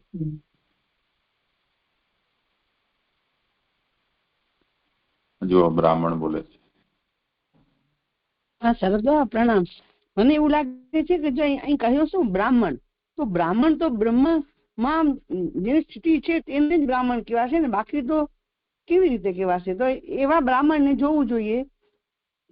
બધા બ્રાહ્મણો કઈ એટલા પૂજ્ય આદર કરવો જોઈએ, પણ આ જે શંકાદિકો છે એવા બ્રાહ્મણો હોય તો ભગવાન જેમ એને કહે છે તમે મારા, હું જ છું એમ, તમે મારા દેવ છો, તો એ દેવ છે. પણ જો એ દેવતાપણું તો ત્યારે થશે ને કે જયારે બ્રહ્મ હશે અંદર, બ્રહ્મને ચરતા હશે ત્યારે.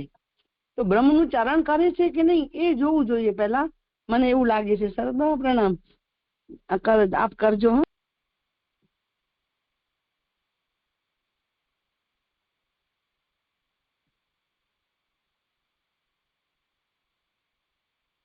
આપણે પ્રથમ સ્કંદમાં અશ્વત્થામા વાળું આખું પ્રકરણ જોઈ ગયા છીએ.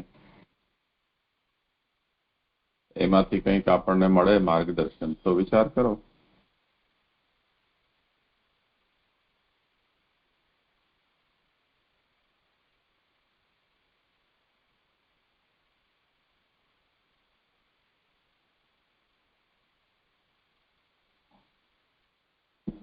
પ્રણામ છે. ત્યાં પણ દ્રૌપદીજીએ તો એમને ક્ષમા કરીને અને અર્જુનજી એમનું માત્ર મસ્તકમાંથી મળી જ કાઢ્યું છે ને. બ્રાહ્મણ તો અવધ્ય છે ને, આટલું ઘોર પાપ કર્યું હતું છતાં પણ એને અવધ્ય કહી અને એમને ભગવાને ભલે શ્રાપ આપ્યો કે ચિરકાલ સુધી તમે જીવો, પણ એક પ્રકારે એમને મૃત્યુ તો નથી જ આપ્યું. અને પાખંડની વાત છે તો પછી તો કલિયુગમાં તો દરેક જીવ પાખંડ કરી રહ્યો છે, તો પછી બ્રાહ્મણમાં બી થોડા અંશે પાખંડ આવી જતું હોય તો એમાં કઈ, એ તો યુગનો પ્રભાવ છે. એટલે એ કોઈ એને શું કહે કે એને તિરસ્કાર કરવો કે એવું કોઈ એ કારણ ના હોઈ શકે, એવું મને સમજાય છે. તો જે છે તો એવું થાય કે ત્યાં આદર કરાય પણ પૂજ્ય ન થાય, પૂજ્ય ન બને. જેમ ભગવાન કે છે ને મારા પૂજ્ય છે, તો એવું પૂજ્ય ન બનાવવા જોઈએ, આદર કરવો જોઈએ. અનાદર તો કોઈનો નહીં કરવો જોઈએ, એવું મને સમજાય છે. આને સ્પષ્ટ કરીએ.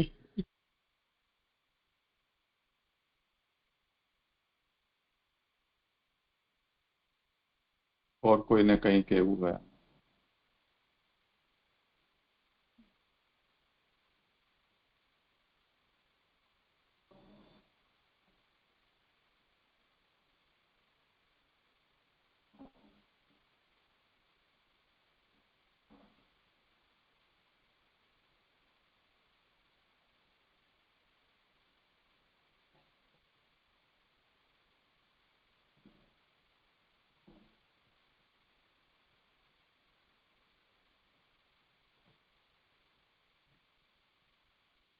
પ્રશ્નમાં આપણને એ વસ્તુ વિચારવાની છે કે અહીંયા સનત કુમારાદિએ જય વિજયને એમનું કર્તવ્ય બજાવ્યું તેમ છતાં પણ શાપ આપ્યો છે. હવે શાપ આપ્યા પછી શું કરવું એનો મુદ્દો છે.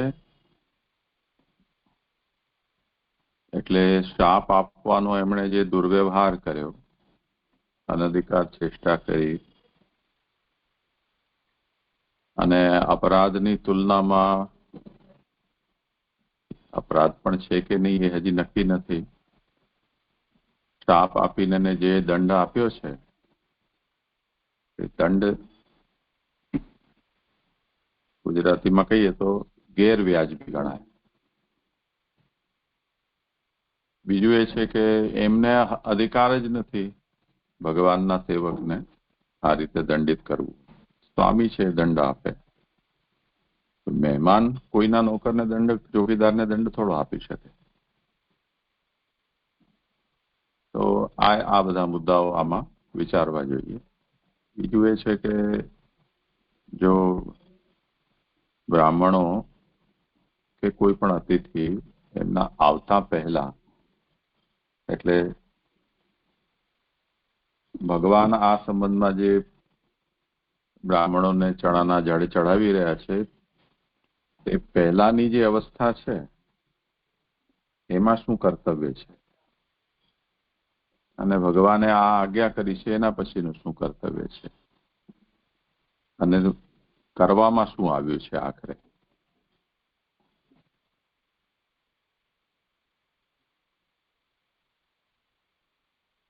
ને આ જ બધી વિવેચના છે એ આપણે અશ્વત્થામાના પ્રકરણમાં જોઈ ચૂક્યા છીએ.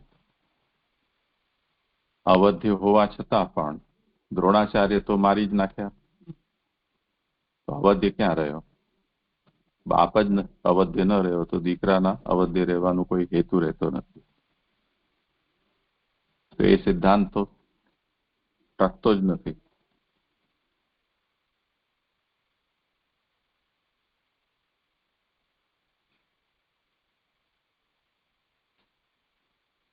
બીજું અહીંયા જે રીતે કહેવામાં આવ્યું છે કે ભાઈ તિરસ્કાર કરતો હોય બ્રાહ્મણ તો પણ એનાથી ડરીને કે એના વર્ણના કારણે કે એવા બધા કારણોથી નહીં, પરંતુ એમાં બ્રહ્મ બુદ્ધિ રાખીને, ભગવત બુદ્ધિ રાખીને એને વ્યવહાર કરવો. તો એ તો પાછો અશ્વત્થામાના કિસ્સામાં પણ રહ્યો નથી. એને દાઢી મૂછ મુંડાવી દીધી, અડધી મૂછ પાછી રાખી, એટલે કુરૂપ કરી. એની શિખાનું છેદન કર્યું એટલે બ્રાહ્મણ પણ રહેવા દીધો, મણી પણ છીનવી લીધી અને મરે પણ નહીં. એટલે પ્રલય પર્યંત એ આ પીડાને અને અપમાનને લઈને ફરતો રહે. આમાં કયું સન્માન થયું અને આનાથી મોટું અપમાન શું હોઈ શકે?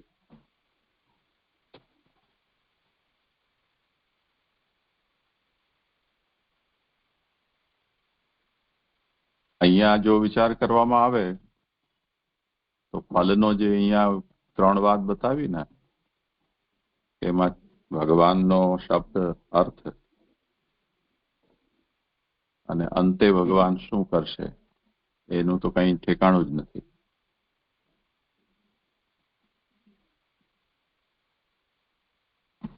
તો મુનિઓ હજી એ વિષયમાં તો સશંકિત જ છે, અર્થ તો સમજમાં આવતો નથી. બસ ખાલી પ્રભુ પોતાના સેવકને શાપ આપવાને બદલામાં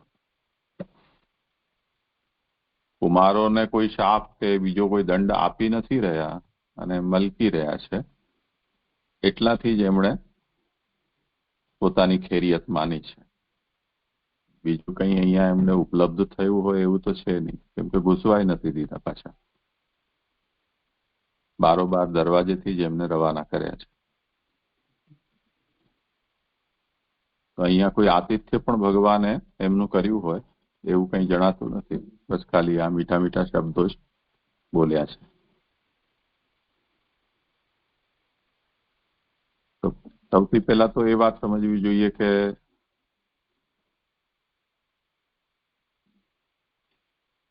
અહીંયા જે થયું છે એને જ જો આપણે માનક માની અને આપણે કરવાનું હોય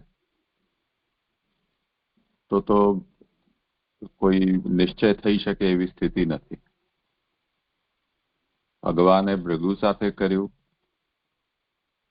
એવું કરવું હોય એવી કોઈની આજના સમયમાં તાકાત નથી કે એવું કરી શકે.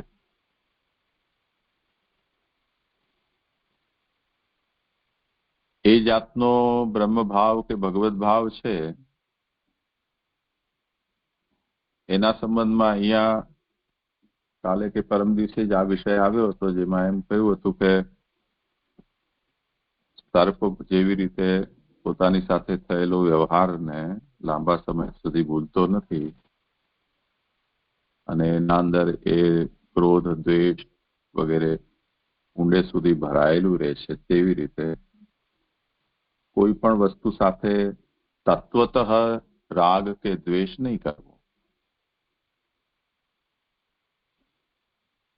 બાકી વ્યવહારમાં જે રીતે થતું હોય તે રીતે કરવું.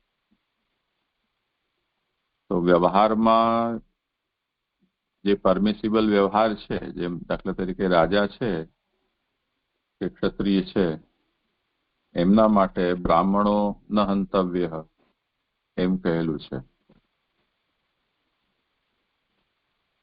તો ભીમ, અર્જુન વગેરે એ રાજનીતિનો આશ્રય લઈને અને જાનથી ન મારી નાખ્યો અશ્વત્થામાને, પણ મરવાથી પણ વધારે બદતર અપમાન કરીને એને દેશ નિકાલો આપ્યો. તો એ સજા એમણે આપી દીધી. તો એ જો આપણે વિચાર કરો તો આ જે ભગવાનના અહીંયા બ્રાહ્મણના વિષયમાં વચનો છે એવું તો અહીંયા કર્યું નથી.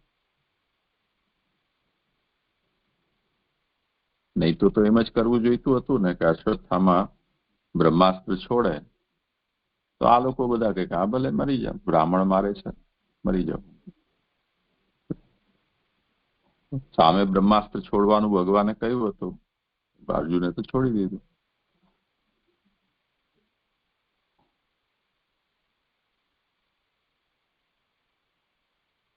તો ત્યાં જે નીતિ છે એ નીતિ બીજા માટે પણ અનુકરણીય હોઈ શકે. જો થયું છે એનું જ અનુકરણ આપણને કરવું એ આપણે વિચારીએ તો. બીજી તરફ ભૃગુનું છે. તો આ તો બહુ જ અનિશ્ચય જેવી સ્થિતિ થાય છે. એટલે સૌથી પહેલા તો આપણને એ વિચારવું જોઈએ કે કૃષ્ણમાં કયા જાતનો વ્યવહાર આપણા સાથે થઈ રહ્યો છે. પર્ટિક્યુલર કોઈ ઇન્સિડન્ટ ને આપણે ઉદાહરણ તરીકે લઈએ અને તે પછી આપણે એના ઉપર વિચાર કરીએ કે આપણને શું કરવું જોઈએ શાસ્ત્રતઃ, અને એમાં આપણું સામર્થ્ય કેટલું છે, શું છે.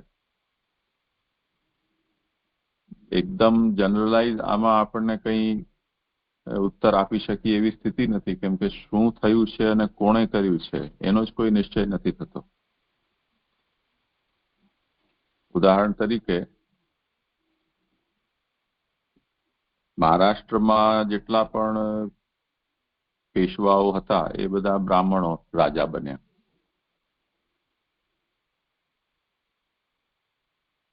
તેના પછી સ્વતંત્ર ભારતની અંદર જેટલા પણ આપણા સેનાપતિઓ છે એમાં મોટા ભાગના બ્રાહ્મણો, વાયુસેનાનો હોય કે થલ સેનાના હોય. નૌસેનામાં ઓછા બન્યા, પણ થલ સેના અને વાયુસેનામાં લાંબો ઇતિહાસ આપણો જોઈએ તો બ્રાહ્મણો.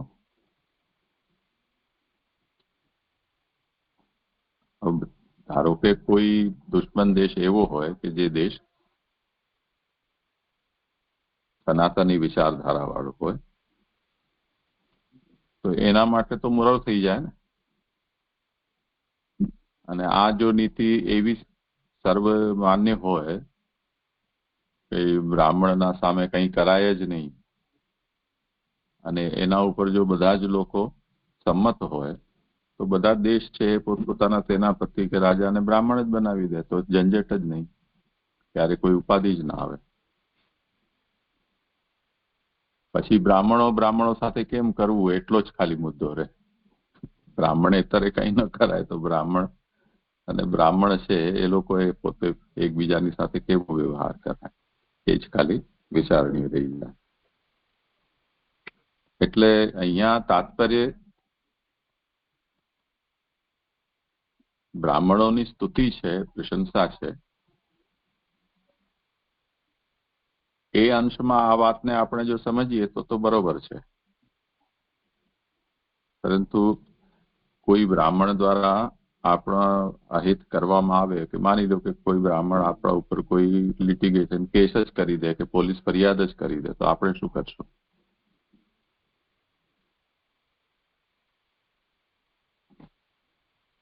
કંઈક તો વિચારવું પડશે ને.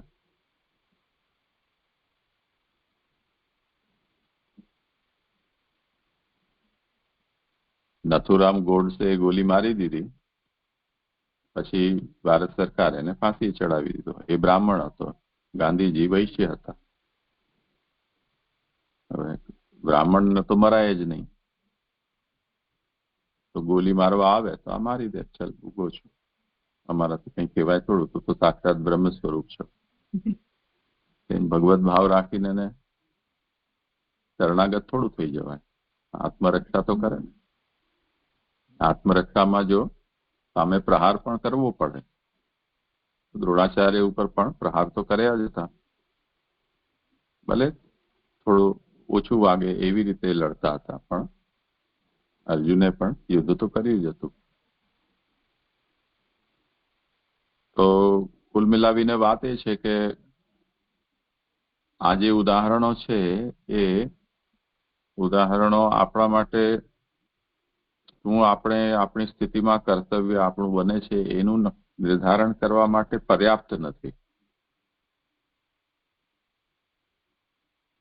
બીજું એ છે કેમ કે શરૂઆતથી આ વાત આપણે જોતા આવ્યા છીએ અહીંયા કે બધું ભગવાનની ઈચ્છાથી અહીંયા થયેલું છે. યોગ માયાના ને આગળ કરીને ભગવાને સ્વયં ઈચ્છાથી આ આખી લીલા કરેલી છે. તે જ રીતે અશ્વત્થામાના પ્રકરણમાં પણ આપણે એ વાત જોઈ છે કે ત્યાં પણ ભગવાને જ બધાને મૂંઝવણમાં નાખ્યા હતા. એટલે ઉત્તરા જે વખતે દોડતી દોડતી આવી તે વખતે પણ ભગવાને જ એ વાત બતાવી કે આ અશ્વત્થામાએ છોડેલું છે. અને તે વખતે એમને પકડવા માટે ભીમ અને અર્જુન દોડ્યા ત્યારે પણ ભગવાને જ કહ્યું તું મારી નાખો, મારી નાખો, મારી.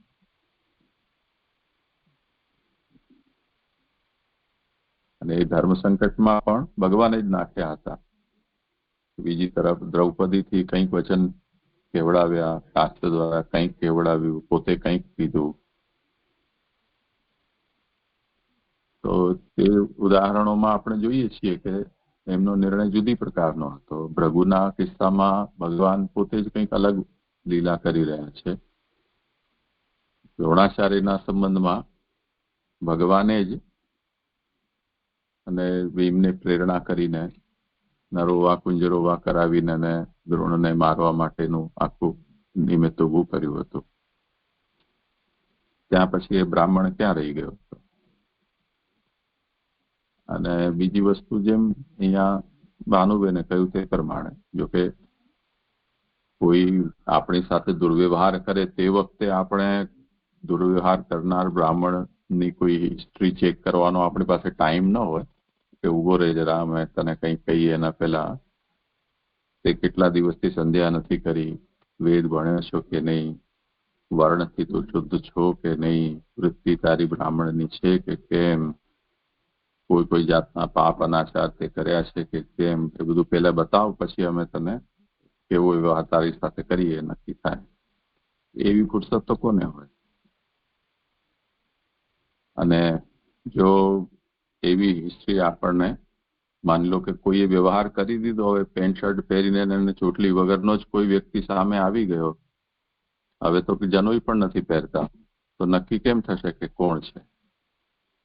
અને આપણી સાથે દુર્વ્યવહાર કરી દે અને આપણે પછી જો એવું લાગે કે એના કરતા આપણે સબલ છીએ અને એના માથે ચડવા જઈએ આપણે, ત્યારે એ કહે કે નહીં હું તો બ્રાહ્મણ છું.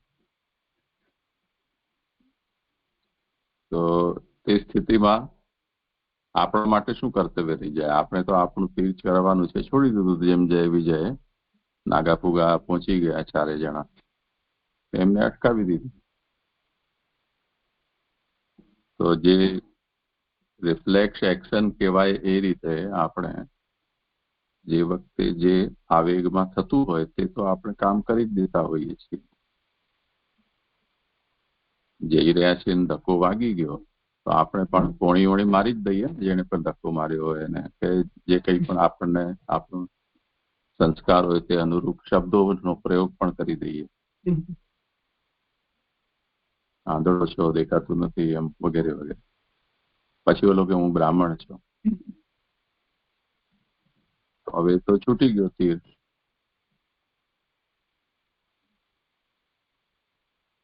મોટે ભાગે આ બધી સમસ્યાઓ તીર્થો ક્ષેત્રમાં થતી હોય છે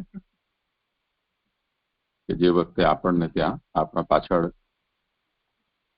આમ આપણી કપડા કાઢી નાખે એવી દશા સુધીમાં આપણા પાછળ પડી જાય, ત્રાસ આપે. અથવા જે લોકોનું સામાજિક વર્ચસ્વ હોય, ગુરુજનો છે વગેરે છે, એ લોકોમાં પણ ઘણી વખતે આવું બનતું હોય છે. તો લોકોને વ્યવહારિક રીતે સમસ્યા ત્યાં આવતી હોય છે. તો એ સ્થિતિમાં તો આ બધા એવા સ્થાનો છે કે જ્યાં આપણે સામે ચાલીને જતા હોઈએ છીએ અને એવા પ્રસંગો ઉપસ્થિત થાય એનું નિમિત્ત આપણે જાતે જ બનતા હોઈએ છીએ કે ઊભું કરતા હોઈએ છીએ. તો જે સ્થાનો છે એ તીર્થ સ્થાનો છે અને જે સ્થાનમાં જવાથી આવા પ્રસંગો ઊભા થતા હોય તો આપણને એ પ્રસંગ ઊભા જ ન થાય એવું આપણે કરી શકીએ. બીજી વસ્તુ એ છે કે આપણે ત્યાંની વ્યવસ્થાને બગાડી છે. તીર્થ પુરોહિતો હોય, પૌરોહિત્યનું કર્મ કરે એની એમને સન્માનજનક દક્ષિણા આપવામાં આવે, એ વાત તો બરોબર છે, પણ જે ભીખ માંગે એનું તો બ્રાહ્મણત્વ નિવૃત્ત થઈ ગયું. જે ભિખારી છે એ બ્રાહ્મણ નથી. એને કારણે એમની યદि ઉપેક્ષા કરવામાં આવે તો એ કોઈ બ્રાહ્મણાપરાધ નથી ગણાતો. બ્રાહ્મણોચિત વ્યવહાર કરે અને આપણે એનો બ્રાહ્મણોચિત આદર ન કરીએ તો એ વસ્તુ બરોબર છે.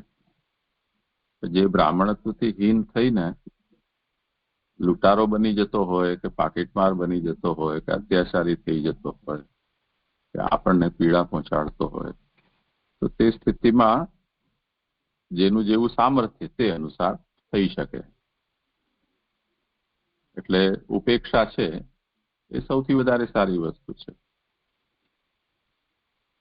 મૌન આપણે એમની ઉપેક્ષા કરીએ તો બહુ સારું ઉદાહરણ નથી, પણ કૂતરા ભસતા હોય અને આપણે એમને હળ કરીએ તો એનાથી કદાચ કૂતરાને શાંતિ ન થાય. પણ આપણે એની ઉપેક્ષા કરીને એને અમુક હદ ડિસ્ટન્સથી આગળ વધી જઈએ તો પછી એ લોકો ભસવાનું બંધ કરી દેતા હોય છે. એટલે ઘરે સુધી મૂકવા ના આવે એ લોકો. એવી રીતે એવા જે ભિક્ષુકો છે એ લોકોની એ ઉપેક્ષા તીર્થક્ષેત્રમાં કરી શકાય. બીજી વસ્તુ, તીર્થયાત્રા જે છે એ તો સાત્વિક વેશથી, સાત્વિક મનોવૃત્તિથી કરવાની હોય છે. ત્યાં જો આપણે 16 શણગાર સજીને અને મોંઘા કપડા અને મોંઘા મોબાઈલ ફોન કે મોટા મોટા પર્સ લટકાવીને મેકઅપ કરીને એવા સ્વરૂપથી યદિ આપણે ત્યાં જઈ રહ્યા છીએ તો આપણે જે વસ્તુનું પ્રદર્શન કરી રહ્યા છીએ એની ઈચ્છા રાખનારા સર્વત્ર હોય છે, તો ત્યાં પણ હોય છે. તો એવા લોકો પાછળ એ વધારે જાય છે. પણ જો તમે 4 દિવસથી નાહ્યા ન હો, વાળ ન ઓળ્યા હોય, તમે દાંતણ મંજન ન કર્યું હોય, કપડા તમારા એવા મેલા ગેલા કે ફાટેલા હોય તો તમારી પાછળ કોઈ નહીં આવે. કદાચ તમને કોઈ આપી પણ જાય. એટલે જે સ્થાનમાં જેવા સ્વરૂપથી જવું જોઈએ, એટલે મારી પાસે કોઈ આવતું જ નથી કેમ કે મારે ખિસ્સું જ નથી હોતું. એટલે જો આપણે એવી રીતે તીર્થક્ષેત્રનું તીર્થ સેવન કરીએ તો આ બધી સમસ્યાઓથી બચી શકાય.